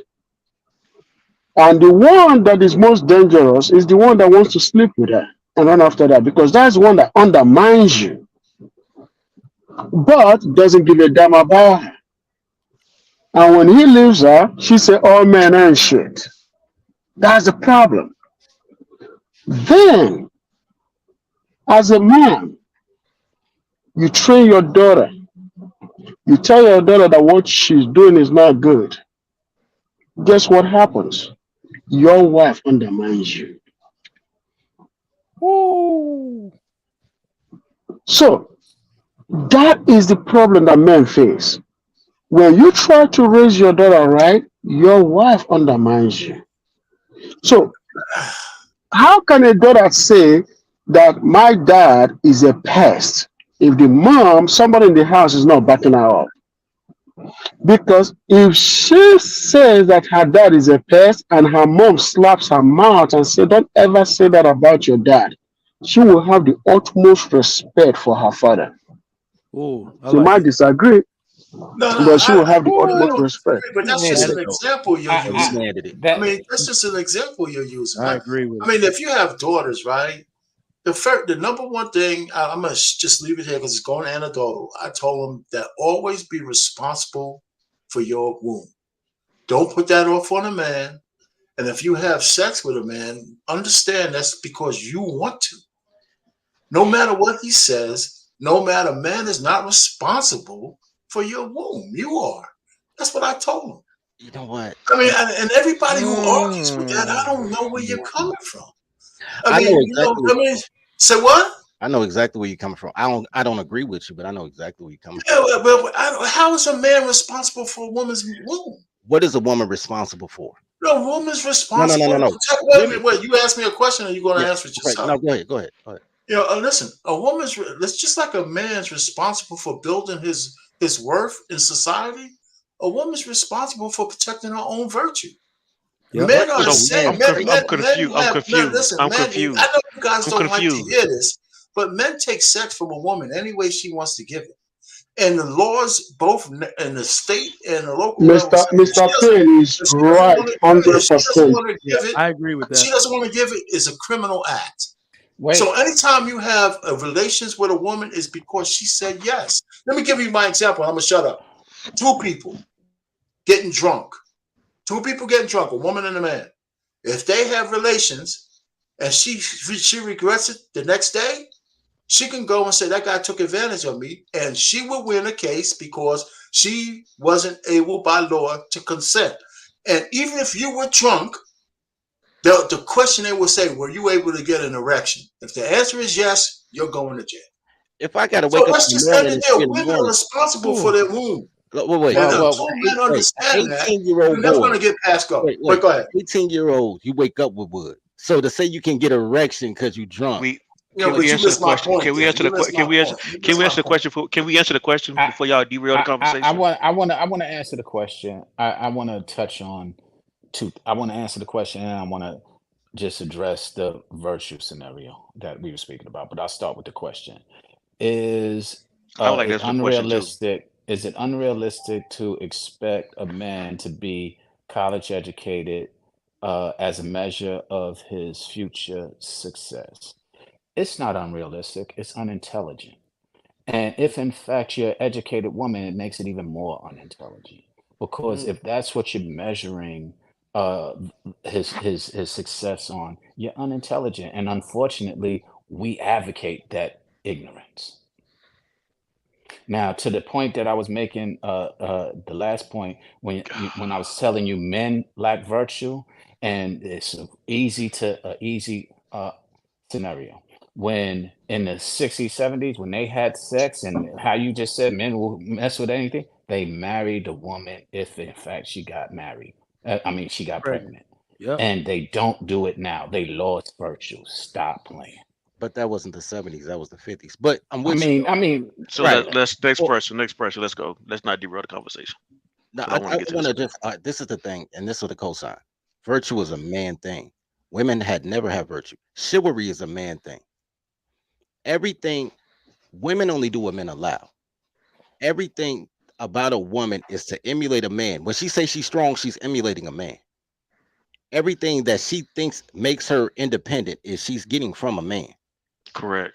Every time I hear a dude say, "Man, he gonna get his daughter a college plan so she don't need no man," I say, "Well, what type of man are you?" Because I would love for my daughter to marry a dude like me, right? yep. I would love for her to bring a little me there, and I'd be like, "Oh man, you remind me of me when I was 20. Come on, man, let me Yep. cuff you. Facts. I'm gonna get Facts. you a job at the factory. You know what I'm saying, man? I'm gonna help you. Now, me and you in this marriage. When you got a problem with my daughter, come holler at me. You know what I'm saying? The problem that men have, especially black men, because black men don't like other men because they raised by women that hate men and they love those women. Yep. The problem Simps.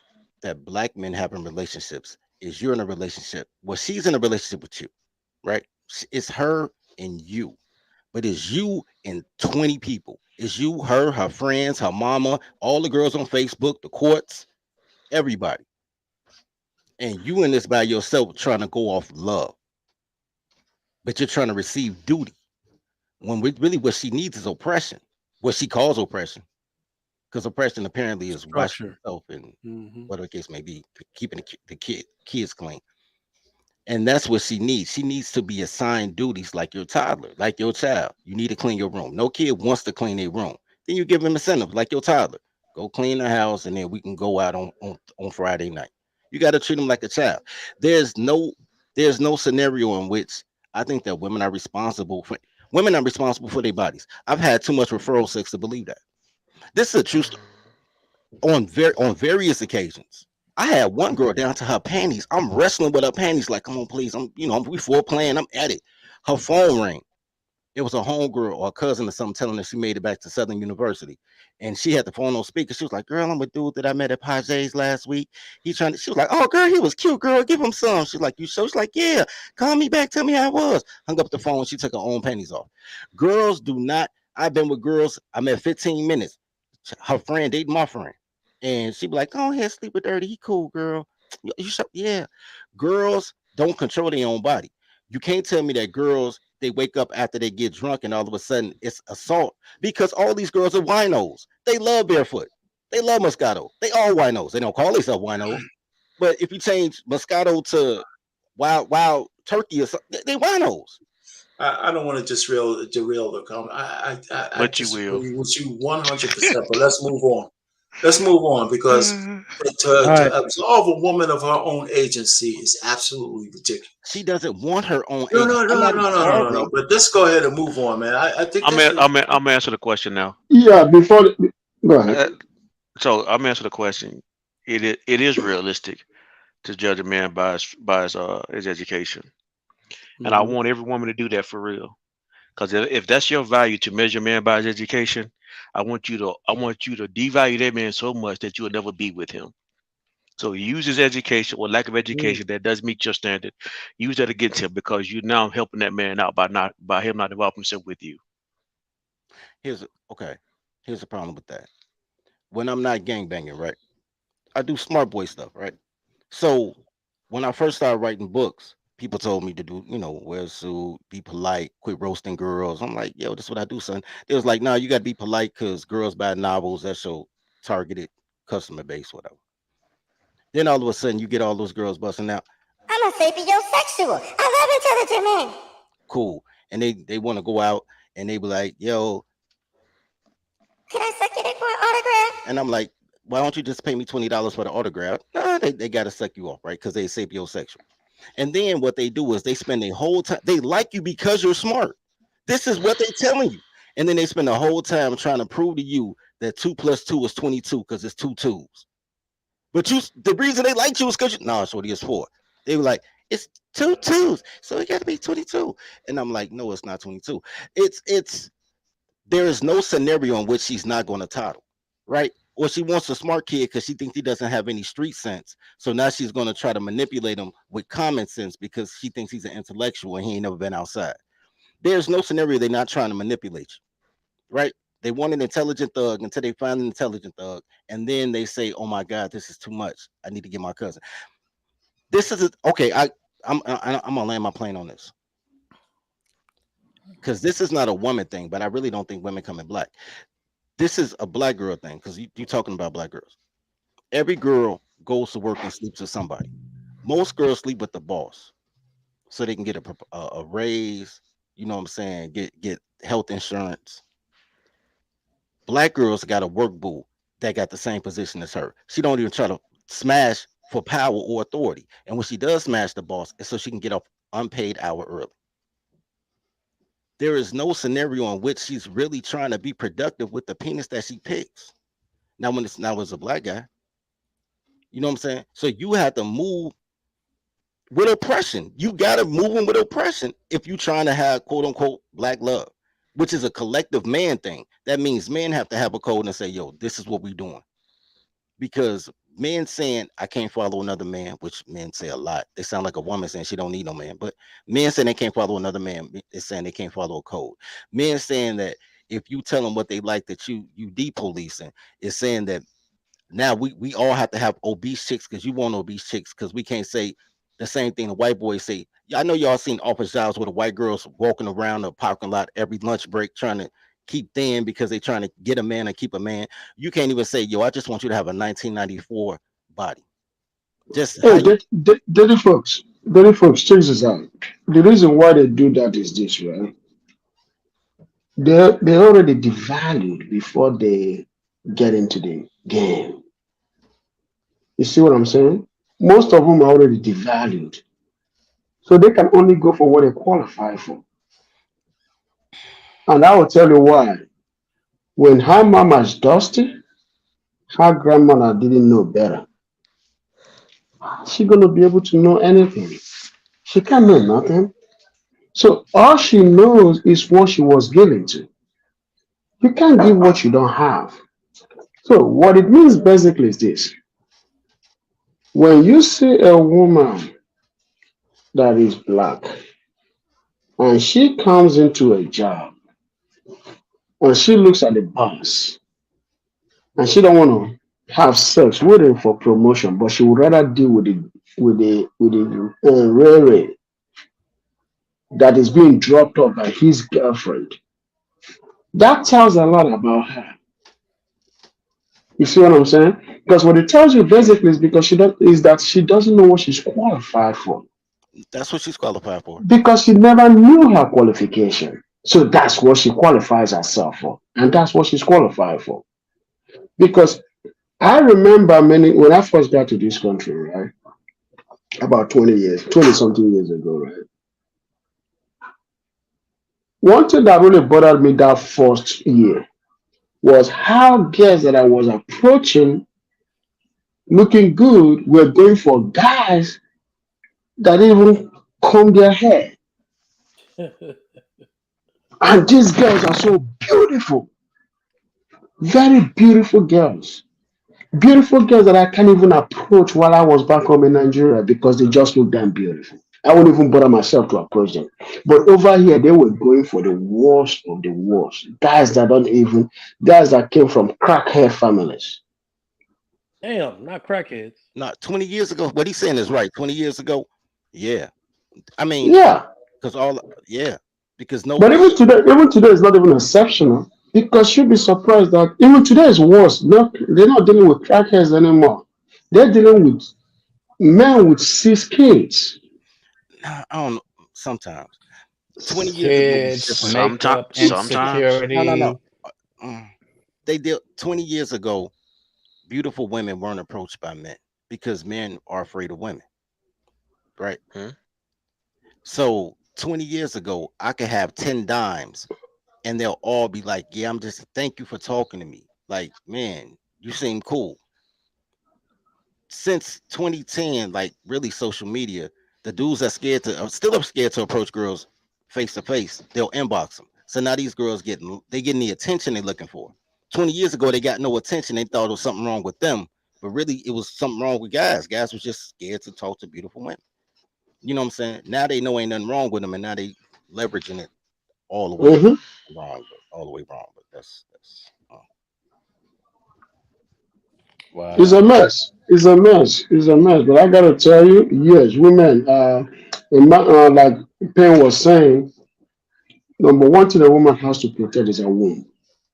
That's her greatest virtue. A woman does have virtue, but she doesn't know her virtue until she's given to it by her mother.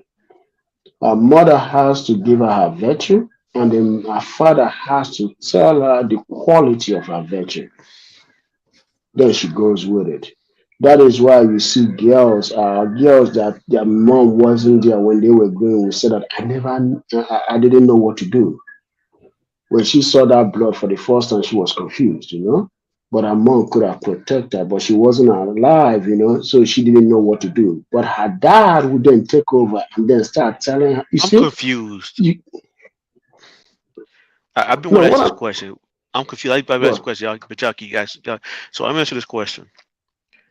Are women at the possession of men? Yes or no? Yep. Are paying? Listen, I don't care about what you're talking about. Women are Oh, responsible for their own agency. And for men to come on these panels and say they aren't is absolutely ridiculous, man. are I don't know okay. where So you that's guys so are that coming that's from. so that's a no. That's I a mean, it no. has Okay, that's a nothing to no. do with our leadership, man. So that's a I mean, no. So that's a yeah, I no. mean, I don't know I how just asked old a you simple. are. I just asked a simple Listen, question. I no, just but asked you a your question question. doesn't make any sense. I'm asking a question because I'm confused. So you say no. Dirty No, no, fool. I ain't saying no. I don't understand the nature of your question. So What okay. So does you okay. what does a So woman dirty being folk. Do responsible for their are own women are agency women have to do with your are the question? women the possession are women the possession of men? No, they're not in possession of men. This is a ridiculous question. Hold on a Okay. minute. um, Are you saying that are women in possession of men or women are possessions of men? Our a possessions of possession, men. like Well, ownership. women are not the possession of men. Okay, okay. Okay, They're okay, not. okay. You know what? I got to answer that question. I'm glad you asked it. Women are possessions of men. No, they're not. And I'll tell you why, Mr. Payne. Yeah, please. A man, a father covers his daughter, and I agree with that. another man comes. So there's a transfer. Your daughter is not I supposed agree to with be that. without a man's coverage. I agree with So that. once that man steps in, you transfer your daughter to him I for the agree. rest of her life. So that's why a woman is a possession of a man. Listen. What I'm saying is, that doesn't make them your possession. It makes them your That possession. makes it that you're transitioning No, responsibility from Because one man to another. okay, wait, it's wait, the wait. And same thing. that's what I'm It's the saying. same thing. So, Okay, no, it's not okay, the same. okay. I'll explain to you why it is. Well, okay, please do. Okay, because I actually got to marry your secretary because that's really where we're going with it. If I'm her employer, what Okay. she does is whatever I ask her to do for the time frame in which we agreed that we can do it. Now it's at will employment. She can leave at any time, like your boyfriend and girlfriends. But while you here, this is what I need you to do. I can make you work 2 hours later. I could change your salary. You know what I'm saying? Take you from hourly to salary. I can put you on tenure, which is marriage. I can do all those things, and you are my possession. It is my responsibility to do what's in my handbook in order to maintain the relationship that you and I have to keep a good environment, or you want to call it a good work environment. But you're my possession. You can leave at any time and go to another employer. But That's not what possession means. no, no, no, no, no. It is. Okay, say it like this. How many hours a day are you really in a relationship? What are you asking? Think How many you're with what? If I'm in a No, relationship you're or if you're I'm in a married right marriage with a now. wife, How I'm in a many marriage hours a day are 24/7. you? No, you're not. Just for clarity, you can't.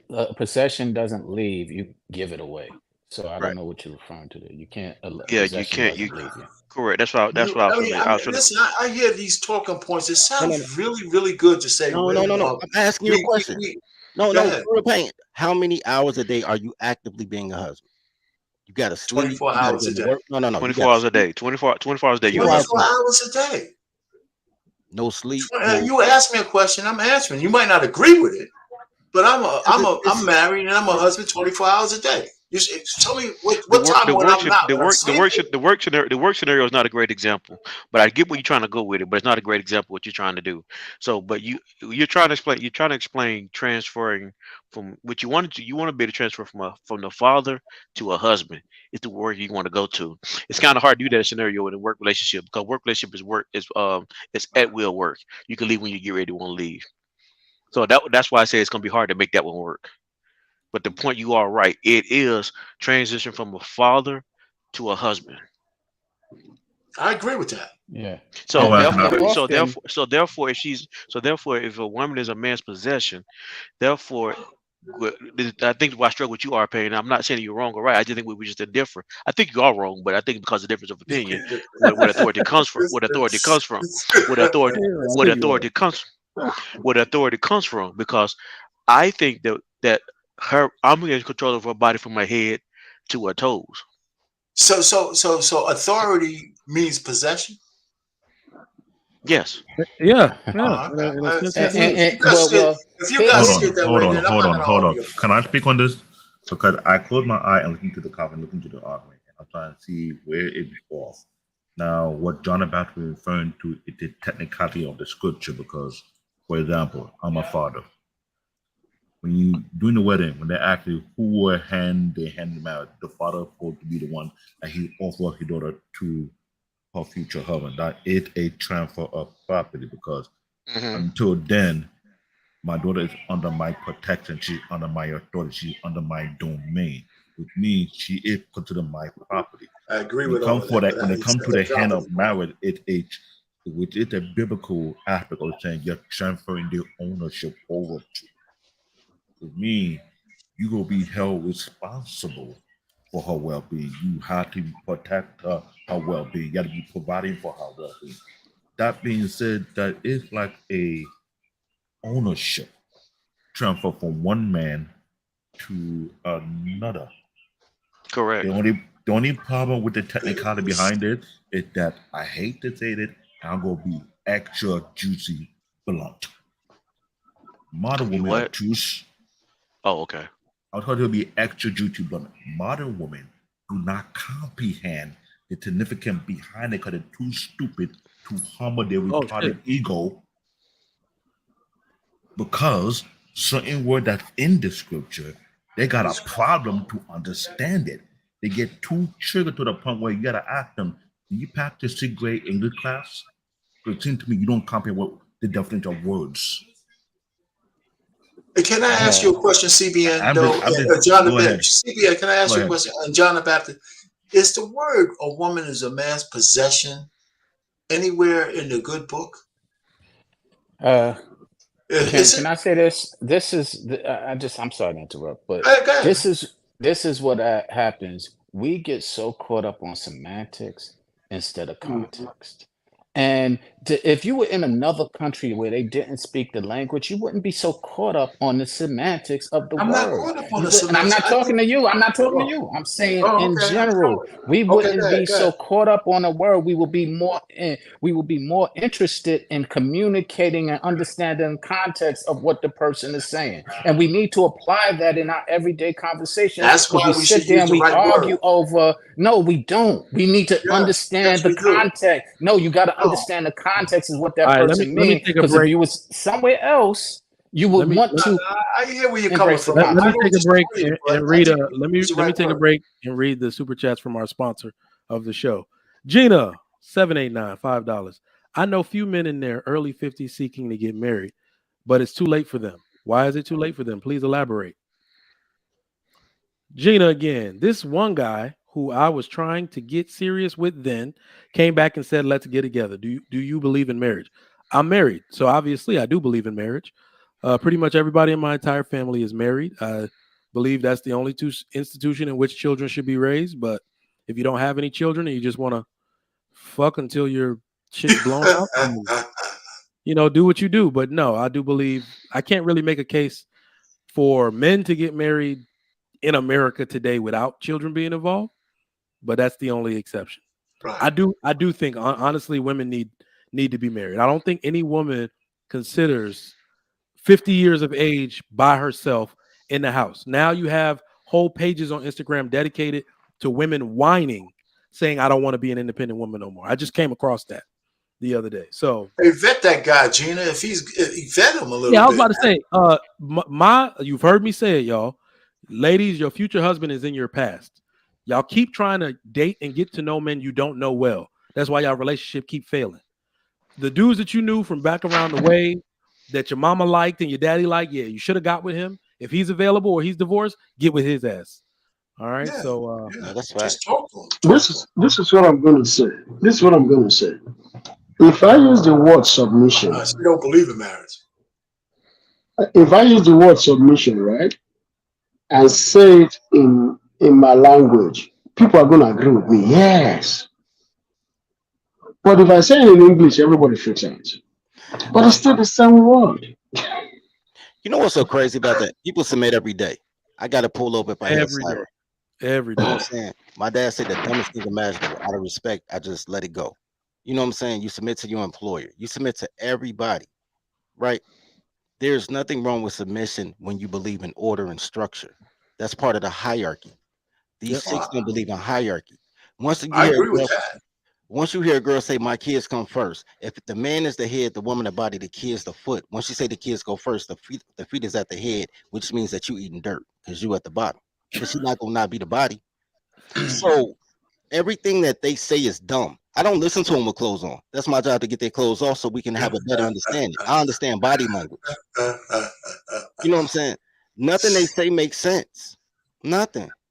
Yeah, but you correct them right away when they say it's my kids. I always did. I got that out of my wife right away. I checked her right away. The very first time she said that, I checked her. Because wait, but she is not your possession. You cannot check her. Yes, I can. Y'all let me. Y'all gonna let me I did. What? Y'all gonna let me finish these super chats? Yeah, go trigger them. Yeah, make All that right, money. I said heel. No, I don't believe in marriage. I'm 42 years old. I'm in bag now. You're in your bag now? You should have wanted me when I was ready. Gina, go back to that, man. Gina, use a little bit of foresight. Here's what I want you to do, because we got to start offering solutions on this show if we're going to be a solution-oriented show. So I Trigger implore Mike, every man here. hold on, Trigger Mike. Look at that picture. You tell her to go back to use the foresight. Come on, bro. Okay. Use a little bit of foresight.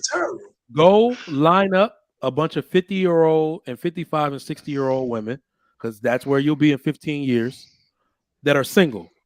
Ask them why they like being single and if they'll do that shit again. I'm not saying they will. Well, I'm not saying what they're going to say, but that is your future. So make sure you understand your future if it isn't attached to a man. That's all I want for women.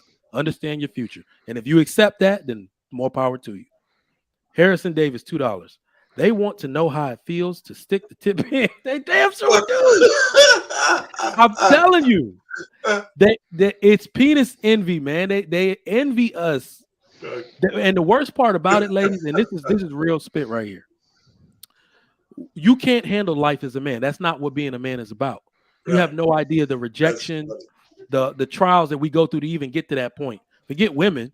Wasn't there a woman that went undercover as a man for a year and ended up deleting herself? Yeah, That's not what being a man is Sugar about. Mike, lately update that a few trans men who were women are now realizing that being a man. Look, let me tell you this about being a man. Okay, all the accountability you don't take, it still got to go somewhere. So guess who's taking it? That is what life is like being a man. Just because you as a woman. Just because you as a woman, man alive who hasn't used this as an excuse about putting the tip in? Is there a man alive who didn't say, "Let me just put the tip"? We've all had a day. I said it so long, it's embarrassing. We've all had a day. We've all had a day, bro. I might have been in my late 20s still saying, "Let me put the tip in." So that's supposed to be done in high school, but the worst part is that the reason men do shit is because it works. So, lady, that's on you too. Well, I can't believe she let me do that shit. I'm sorry, buddy. I didn't mean to cut you off. All right. Go ahead. Gina, again, now these men, hella old, 50 years old now, looking to get married. Get the F out of here. You should have settled in your 30s when you old and broke. Gina, first of all, you 42, you said, and not to pick on you because you are the sponsor of the show. Thank you so much for your dialogue here. But you 42, and if you don't want kids, then absolutely, that's the age of a man you should be dealing with, unless you're trying to go backwards. Keep reading the comment. And you it should gets have better. Actually, remember, she said she's married. She's married, so she's mad at the guy for not doing it when she was available. But I think what Gina is doing is that Gina. No, she's married already. She said I'm in the back. We was warned to keep reading, so let's see how I don't believe in marriage. She's not married. I don't believe in Gina, let us know in the chat. Somebody read the chat. Is Gina married? All right, so I'll date older men, but marriage, heck no. Yeah, she's not married. Oh, okay. But that man gotta look pleasing to the owl. God, you said it, Payne. You said it, Y'all don't understand the value of men, and I'm not talking about a man you're not attracted to.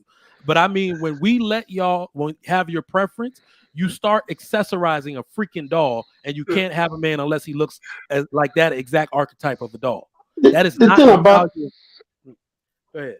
Yeah, go ahead. Finish up, Mike. Right, let me get the last one. Alana, $5. Hopefully I said that right. Nice looking picture, young lady. I think black women need to just divest.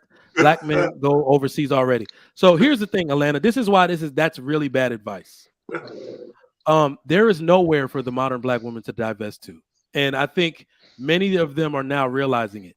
And I'm not picking, because people keep saying, "Well, you need to start coaching people. You just be talking shit." So here's my coaching: no man on earth, on the face of the earth, all men are worse. I'm sorry, all men are more strict than American men. Okay, they're literally just going to take your box, as men in America have been doing. In fact, most of these men from other countries, that's exactly what they believe, that American women are sluts. I'm not picking on y'all. We go to an African panel, I can't wait to get to America, boy, so somebody can suck it from the back. That's literally what they're saying in Yoruba right now, because that's what they see in the videos of all of y'all doing twerking and doing all that stuff. So they think that's the way all women behave here. But no man, Sugar Mike, you're not going to snitch. Hold on. No woman. I'm sorry, no man is going to deal with your nasty ass attitude, not you, but this is what the women here are known for. Your lack of compliance, your lack of submission. And here's why that's important. Y'all keep saying that you will submit for the right man, but I keep telling y'all that practice makes habit. You cannot practice a life of not being non-cooperative, uncooperative, not submitting, nasty when you talk, aggressive toward men. You can't turn that off like a light switch when you want to. Because you have been practicing that habit, you won't just switch it off. That's the same way you will be when you eventually get the man that you think you want. So any man that has any degree of foresight is going to know, I have better options elsewhere. Y'all have nowhere to divest to. Not enough of Trigger y'all. Mike.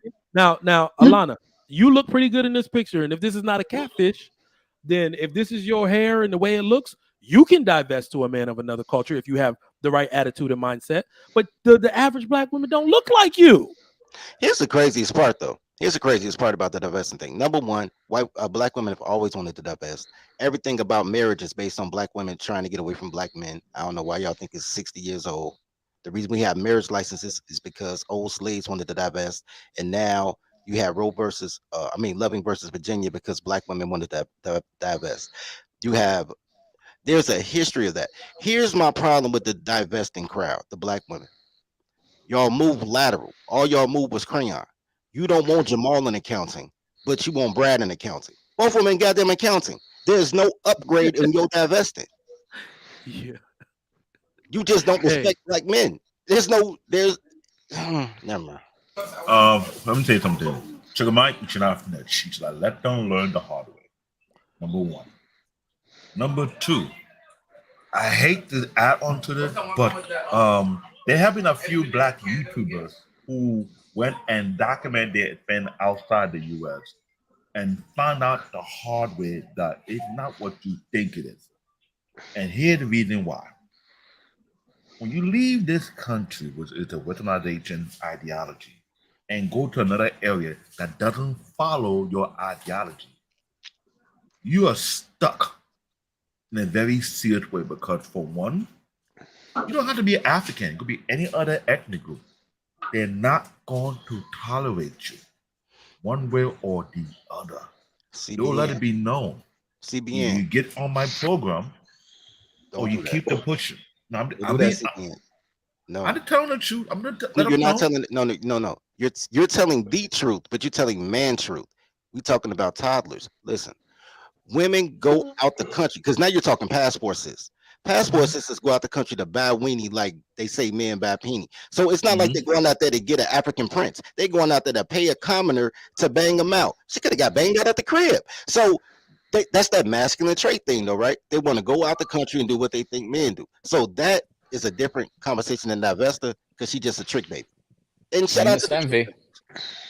Yeah, but the title of the show is about being unrealistic in relationships, and this panel is proved the whole time that we are really unrealistic in our relationships we move today. Yeah. Okay. Did you guys just hear Trigger Mike's niche on Nigerians? Trigger Mike snitched on Nigerians, man. He did. He snitched. He snitched on Nigerians. Well, yeah, I did. See, you see? Yeah, I did. We already know y'all Nigerians don't like us anyway. You already understand all that. It ain't about that. Y'all can't say that to me. I married a black American woman. Yeah, of course you did.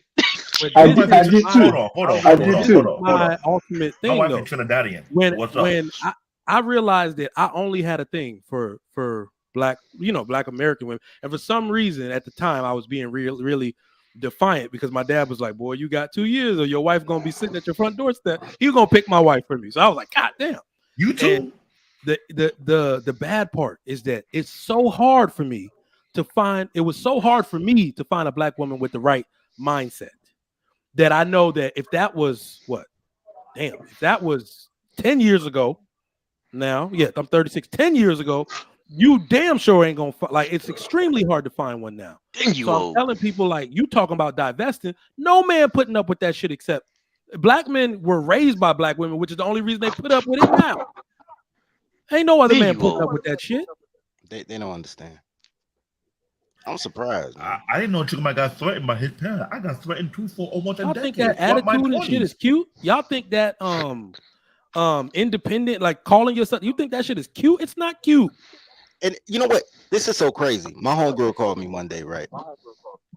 Because she was talking about her white coworkers. So after she go through the whole, she got a high school degree and I got a college degree and she my boss. But after she get past all that stuff, because victim stuff, she says that the white girls were they were exercising on a lunch break, just doing jumping jacks, walking around circles around the parking lot. And they saw her and they started antagonizing her. Oh, I got to use the voice though, because it's a girl.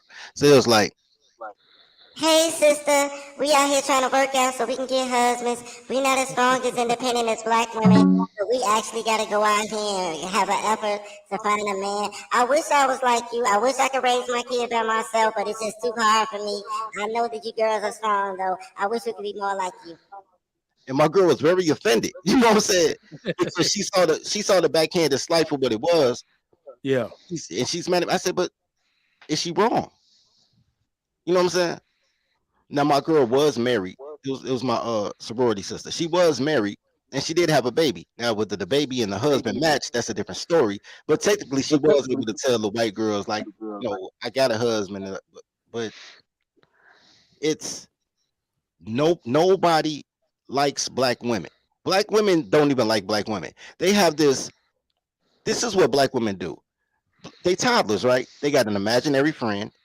And then they talk to their imaginary friend, and their imaginary friend tell them that everything's great. And then they lie to each other because they lie to themselves. And then, because you ever heard them tell a story? Like their story, they're never in their story. They're always the victim of their story. Like there's no autonomy in their story. And then girls like, yeah, girl. And then they go out here, and whether she's a goddess or whether she's roly-poly, they all think they get Brad Pitt or the equivalent. And then they go out here with this make-believe lifestyle. And everybody else laughs at them. There's a lot of people that think they racist until they meet black men and be like, you cool. Like our image is bad. Like the media image is bad. Us in movies, the music. But you go to college with black men or you work with black men, it's a lot of white guys is like, yo, I was in a Saxon Knights, but you're cool. Almost that one of the good ones type of thing. I'm like, yo, yeah. I get that a lot. Yeah. Like most of the good ones, right? Don't believe. But then everybody that meets the black women have the image of the most educated, the most sophisticated, and then they meet black women like, oh, this is some bullshit. You know what I'm saying? So there's a lot of people who have noticed now that we're more integrated than ever. Like, yo, this is what y'all niggas y'all. That's why I respect white men, because they dig a hole in the backyard, waiting for their wife to mess up so they can bury the wife in the backyard and put a mausoleum about their wife over their wife, and she knows it. That's why their houses be cool. I think that the black community needs more DV because these chicks is out of control. Oh no. Oh no. But no, you know what? Good folks snitching right now.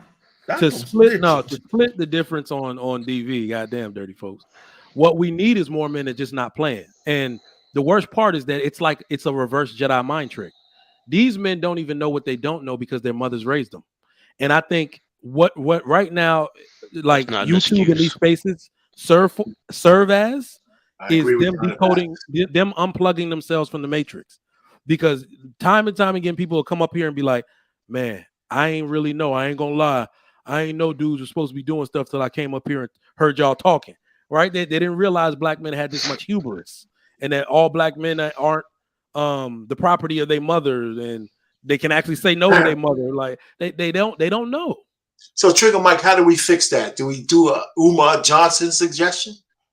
How do you fix? How do you fix the fact that not enough black men don't know what to do because of? So now, what it really is that so a few things needed to happen first. So now you see that my show has been going on strong now for damn near 6 months.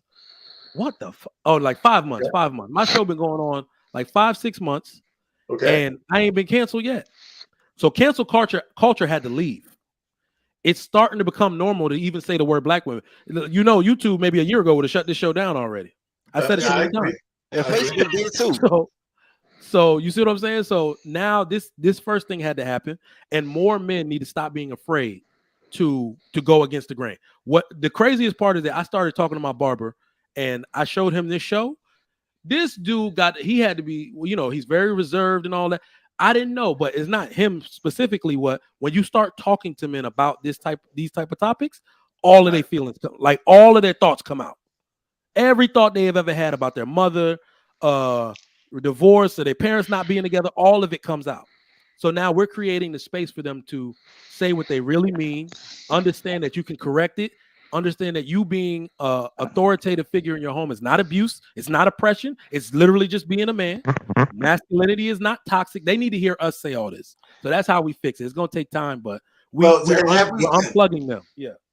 So one of the things I do every time we get on is I share this with, you know, my Facebook community and other people.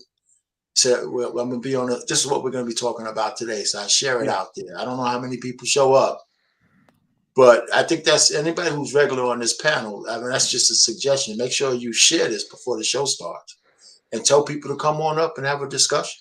Hell yeah, you're right. Because some of the dudes that will hit me up on, I got to check my request box. Damn. They'll hit me up and be like, yo, I watch you. I never know. They'll just be watching. They'll be in the background. They'll be like, I'll be at work. And I'm telling you, I'm privileged. I grew up with two parents, but I didn't know it was this bad. I read some of those messages, and some of them are long. I read some of those messages. People, not even to demonize moms or anything, but these men grew up with their moms. So they're basically saying, watching their mom interact with their dad in such a toxic manner made them is partly the reason they smut women out. They don't trust women, and it's kind of deranged because a lot of dudes, when what they do to women is actually punishing their mother for their mistakes, for her mistakes. And women don't understand that. Psychologically, these men are doing this to women to punish. Like you know, I've heard that a few times. I'm like, damn. I was like, women ain't shit anyway. But you know what you said there. You know what they heard though, right? Oh, he want to have sex with his mama. Oh, that's what they heard when you said. You already know. And crazy about that. Now, you know, can we go in that direction? Yeah, how women hear how they interpret what they hear. Because I just literally had a conversation yesterday, and I was speaking to a young lady, and she was like, "You said this." I said, "When did I say that? I literally said this, and you just interpreted it that way, which is cynical, which was negative, and you just heard what you wanted to hear." I know where you went wrong, Sean. I know where you went wrong. Hear what happened. Her as an adult, you should have broken it down like she was speaking to a 4-year-old, so she would have understood you. Like, you know what? I do that often, and then what it is. I want what I want is the attitude of this society right now. I want what I want, and I'm like, that's what it is. You're just spoiled. You want what you want, and when you don't get it, you act out. And so I got to tell you, and this is how it ended. I said, we're good friends, but sit your ass in the corner somewhere, because this is what she always said. Go sit your ass in the corner. When you're ready to get out that corner, you get and you get over what you feeling, we can have a conversation again. And I left it at that. And we will eventually have another conversation. Here the problem is, I hate to say that, I know I'm going to be actual blunt. Too many of these women have been told the wrong BS by the retarded ass girlfriend on how they're supposed to address men, and they don't realize the BS they telling their girlfriend they wouldn't try with the man who they want to be with, because they know that man will put them out and replace them like a dirty rag.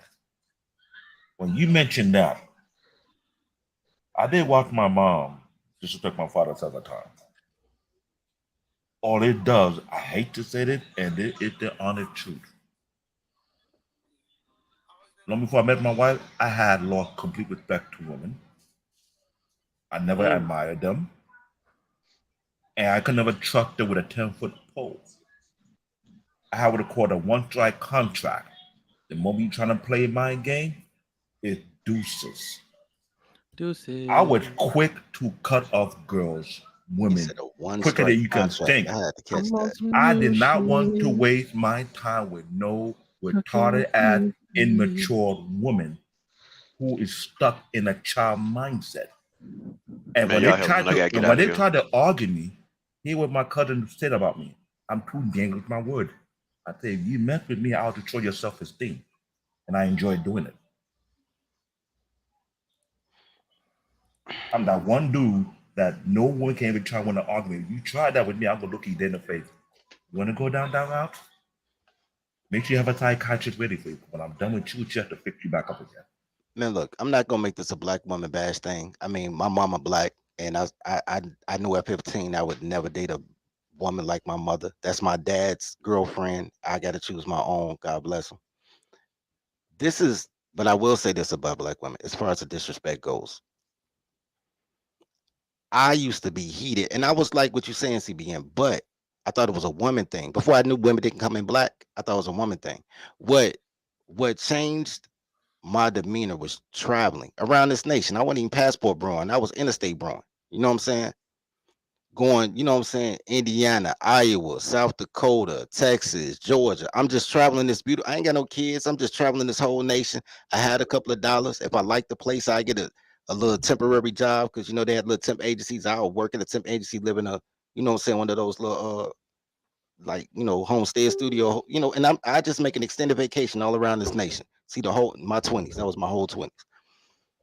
I was down in Fort Worth, Texas, Dallas, Fort Worth. And I was with this Puerto Rican girl. And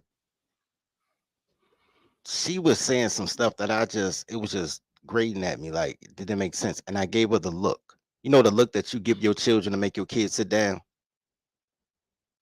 And I gave her that look, and she just walked away. Just walked away. She came back an hour later. I said, "What's poppin'?" She said, "I know that look. That's the look my daddy give before he spank you. You know what I'm saying? Until you sit down." And I started going through my head, like Ann Arbor, Michigan, Ypsilanti, Michigan, like all the places I've been, all the white girls, all the Mexican girls, all this Puerto Rican girl articulated it. I said, but every other non-black woman, if she said some stuff and I gave her the look, she would be quiet. That girl was the first one that just walked away and gave space, but they would all be quiet. Only black girls was like amping up, like what you gonna do? Like they ready for the combat. And I was like, you know what? These are masculine vaginal men. So I can't do anything at all similar to masculinity. They see as a form of disrespect to their masculinity because they want to outman you and have you in a, you know, that can you handle me always competitive mode. You know what I'm saying? They got to the point that I don't trust men that's married to black women. You know what I'm saying? I don't care what race he is. Because I'm like, yo, bro. Wow. I'm like, yo, because I've seen, think about it, with the exception of LeBron James, and I think LeBron getting his Nike money. Name another man married to a black woman who has done things to help other men, put other men in position. I can think of a lot of black men married to white women that make sure everybody's straight. Ooh. Me, but you know, I'm Obama, African. I don't count. Michelle. Yeah, you African, you don't count. You're an immigrant. It's like that shit was a requirement. But you know, you're right. I use her as an example. If you use her as a thumbnail, what is a good woman? It'd be like, see, women get upset when I say what you said. Women expect a finished product, but y'all don't understand that 80% of Fortune 500 CEOs are married because they married their manager. They married a woman like, what value is this woman going to add to me? Is she going to give me any lip when I say I'm coming home at 6, have this on so we can go, so you can make me look good here? You know, like he does not marry a woman that will not add value to whatever he's doing. That's really the bulk of it. And I don't think a lot of women understand that. I know men that are married to women that seek opportunities for them. Literally, he might have just said something that said, I want to get into day trading, but he works like crazy. So he don't have the ability to force the dude. Next thing you know, your wife comes to you like, look, these 3 guys, they were really good. And one of them said they'd see you and you like, what? She saw an opportunity for you to do what you said you were going to do so she can ultimately benefit from it. Go figure. You make more money, she spend more money. Go figure. But anyway, go ahead. Trigger Mike, can you bring up TT if she can come up? Because she's saying some things in the background that we're trying to correct her for. She's saying some things like I have had those same conversations in my family as well. It is so very sad. But the I thing is dropped the this, link. right? If she wants to come If, up, I dropped the link. yeah, if she can come up, she can come up because we like to have women talk so we can address them. Because if they don't ask us questions, we can clarify. Because if you look at it this way, right? The thing about life is this: men don't hate women. We just want them to coordinate themselves certain way that is appealing to men so that we can Yeah. marry more of them. When you need something, you do everything to get it. Why is it so difficult for our women to do everything, get a job, get whatever they can get to get the new car, to get a house, and keep paying their mortgage to stay in that house, but they cannot do the same sacrifice to get a man? They are Oh willing to do man. anything to get a job, but they're not willing to do anything to get a man. So that's the They conversation we got want the to jobs have. that they That's why wouldn't we're need having the this man. conversation. They got Man, you're It's very absolutely right. sad. But the conversation, what happens is when we're having the conversations, they're getting triggered and triggered. They get triggered by certain scenarios, and triggering is just unresolved pain. And unfortunately, a lot of them have a unresolved pain. Reason being because avoidance is usually the method of resolution, and avoidance is not resolution. They avoid it.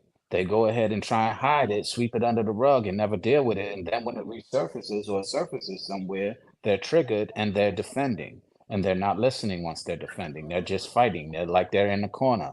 I literally had a conversation with a family member of mine to where I they got triggered, and instead of them seeing me Oh, as a don't worry. Don't family, worry. we was on the phone. It was the Yeah, family she said. member. She just A texted me and said all the assignments. I fixed Go ahead, everything. Sean. Finish. oh, She's okay. doing all the assignments. They all open for her, so she's good to go. Some Mike is okay. just not muted. Trigger That's all. Mike. Mike, Oh, Mike, Mike, okay. mute up, mute your Mike mute is up, mic. not Mike. mute. So I was having a Yep. conversation with a relative of mine and a therapist friend of mine. She's a licensed therapist. And what the therapist said is she saw in our conversation, she said, what happened was you forgot that that was your loved one, and all you heard was a man. And the root of your triggering came from a man. And so, therefore, this person who you love, who you know is loves you, you just kind of dismissed all of that because you got triggered and it reminded you of when you had defend yourself, and instead of listening you went into defense mode from the root of where it came from, and you identified him as that root when in fact you couldn't separate it because you were triggered. And once you're triggered, you're usually not cohesive of being rational. So that's kind of where it all goes. And that's why when we have these conversations, they usually turn into arguments or debates because to me, only time a conversation is and becomes an argument is when somebody's offended. And what the offense is whatever triggered them. I agree with you on that point, but I'm going to add something to it because that's something I've noticed for a while. You are correct. A lot of these women come from severe trauma from their childhood, either They from are the a man trauma. or for an uncle. No. But We for ain't what gonna do I the uncle thing. Look, bro, these chicks are trauma. Let me tell you something, bro. When you were a child, if you really remember your childhood, it was the girls that came to boys playing the show me yours, I'll show you mine. It was the girls that wanted to play catch a girl, kiss a girl. You want to play house. Girls, there's no uncle. They always try to blame this imaginary uncle. These motherfuckers come from two-parent households. They whole family insulated. They just freaky. And they should be, I guess, because that's nature. But I didn't say sexual because I see CBN looking, but they just freaky. They quick curious. Like guys, boys not curious like girls are at that age. Guys just want to fall out a tree. Girls want to play house. They already got the doll. They already want you to be daddy so they could be mommy and y'all could play house at a very early age. Well, they used to. Now they want to be dudes. They probably want to play basketball now. But back when girls wanted to be girls, right? So it's not the trauma of somebody did something to them. It's the I just want to eliminate anything else. I'm cool with. It's just the whole uncle thing because every girl ain't getting. Every time I saw somebody, a girl explain their situation, with the exception of one who really did get assaulted at a college party. Everybody else, it was somebody that their mother introduced them to. And that's a fair analysis. But here's what it is. I didn't say uncle. I didn't say sexual. I said traumatized, and that could be from disappointment. That could be from abandonment. That could be from abuse. That can be from sexual molestation, and so on. So I'm not even going into the direction of where it came from All right, I because got that's a whole nother rabbit hole. I got I'm you. just saying that it happened and it's unresolved. Is basically the bottom line. This is when I learned the word trigger. And she explained it to me clearly. She said it's unresolved pain. I And I, we are triggered too. When we I get get that. triggered because whatever happened, it could have been somebody got on our damn nerves and No, it let triggers us. me tell you how bad women can take this pain. Because Right. yes, I'm gonna trigger some of y'all fans that are in my chat like zero tolerance. Okay, Cynthia G does not hate black men. All right, this is how far women can take trauma. This is the title of this monologue. The opposite of love is not hate; it's indifference. It's She is apathy. indifferent about black men, and the only reason she has that opposite understanding now is because just go back in her history and look. This woman loved black men more than the average woman. She was a Pan-Africanist. She was an actual Pan-Africanist. And the disappointment of certain men, because I don't see a woman who had her father in her life being able to get away with this level of talk. Because if it was my daughter, oh my God, I'd be whooping her ass. I don't care how grown she is. And then she had a baby by a black man and became a baby mama. So all I hear is scorn. So when people say, yo, she hates black men, no. She has so much love for black men that every time she sees a black man in the grocery store taking care of his kid, every time a black man with his woman taking care of that woman, it reaffirms the black man or black men that failed her and starts that cycle all over again. That is how bad, that is what trauma can do to women. And if you don't believe me, go to any YouTube page out there. Nobody dedicates this much time to anything they hate. If you hate something, they get one episode, they get a series. Nobody dedicates a whole fucking page to something they hate. You dedicate a page to something you're indifferent about that keeps disappointing you over and over. That's why you have the level of anger that you have. I dare anybody to challenge me on that. That lady loves black men so much, and she keeps getting disappointed by the black men that she chose or didn't choose, rather, but that she claims to hate all of us. That is what trauma in a woman can do. And I like when you say that, but based on what she choose, because I've said it before on past panel when they have to quote a book conduct these show on Lapeef Network. Where American women choose is extremely backward. They will choose the worst of the worst, make it seem they're the best of the best. And what considered to be the best of the best, they'll treat them as the worst of the worst. For example, any highly educated, well-mannered, proper speaking, no swag individual is considered to be trash to a black woman, an African American woman. Mm-hmm. But a dude with a swag who failed a GD after 5 or 6 times, who's juggling you and 6 other sisters from different neighborhoods, you consider that one to be the alpha, which is, I mean, I tried for 20 years to comprehend that. Or I can think of the woman had to be stuck on stupid to choose that type of man.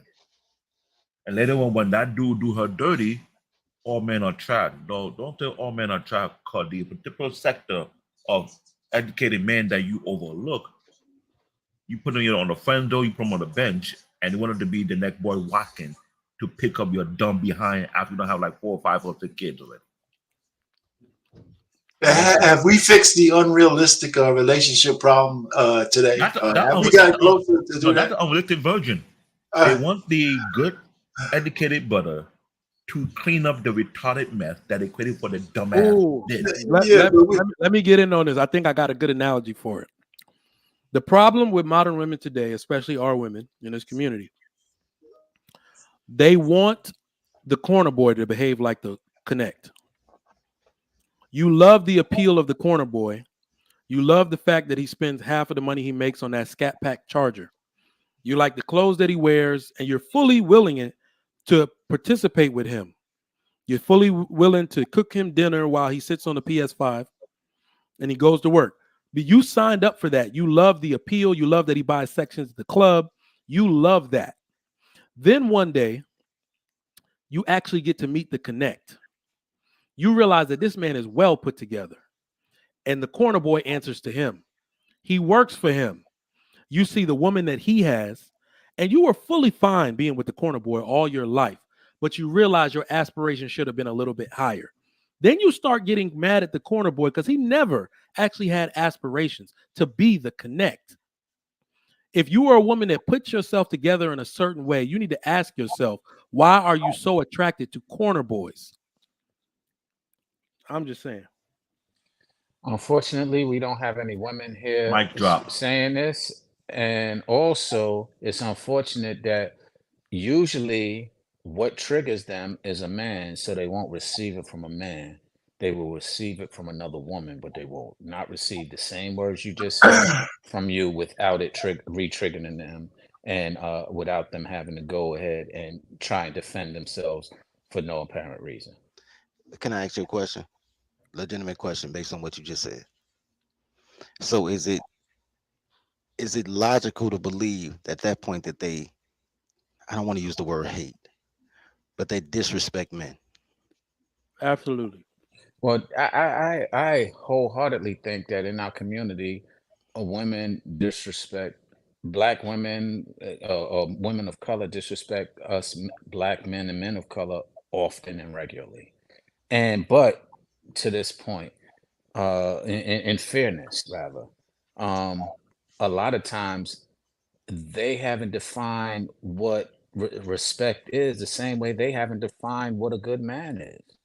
Okay. So I don't expect anything less. Who's they? Who defines a good man? A woman or a man? Who defines what a good man is? See, if you let women have No, autonomy wait without a minute. ownership, Just but that's the Uh, problem. If you let women have autonomy without your ownership, no, then she can't define anything. Because no. We ain't waiting for a woman. I could answer that. Who Okay, but you're defines not it? answering. Okay, Men, please do. men do. Okay. But All right. So it doesn't unfortunately, matter what the. it does matter but because you let her choose her unfortunately, own man. She can't choose. that's exactly. Unfortunately, they don't even respect the man that gave the definition. Well, hold on for a second, guys. Listen, if you're a man standing on your square and you define what yourself as a good man and you have the prerequisite, who gives a shit what this woman thinks?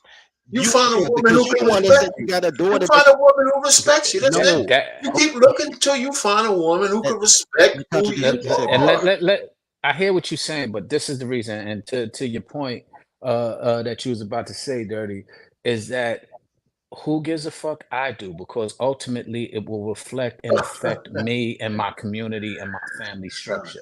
And So this is you the care reason if why every woman has to respect you or just the one you want? I care about women showing respect, period. Not about to me specifically, because I get my respect individually. But where I get challenged, or where we get challenged as men, is not our individual people. It's the mentality of those who we still engage with, because we're in a society with. So it damn sure affects us, and possibly in negative ways, to where I'll give you a harsh example of the mentalities that arguably, I ain't going on one side or the other, but just happened in Chicago. Yeah, I was going to get to that, but let's not go there and go down. Yeah, I don't want to go there, but the But I point hear is, that. Let's not go there. The reason I the asked point. you, Go when I ahead. asked them, wait, let me just say this. The reason I asked, because when I asked you that, you had just said the things that she can take from a woman that she can't take from a man, right? The reason that I know is disrespect. I used to be on Facebook and I say all this man stuff, true man stuff, right? And women to be in the comment section, you must hate your mom, you must be gay, you're insane, all type, everything. I have a friend, my girl Jenny, love Jenny to death. Jenny would not share my post. Jenny would copy paste my post. Never change a word, not change a he to a she, nothing. Post it, same women. You a strong Nubian queen, you so wise, you intelligent. So it's not the word. They know what's right. They just hate you. So now you telling me to love who hates me. and that's just emotionally unintelligent. I'm not disputing that. I think we're saying the same thing. It's No, actually lending to the point. I agree. I'm just going to the root of where that comes from is deeper than just the surface.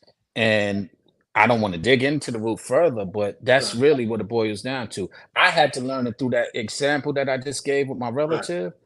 I didn't realize it. What I did realize at that point, I said, yo, this therapist friend of mine who you didn't even know is saying something that I've been telling you for years, but you couldn't hear it from me. And in 2 seconds, you heard it from her.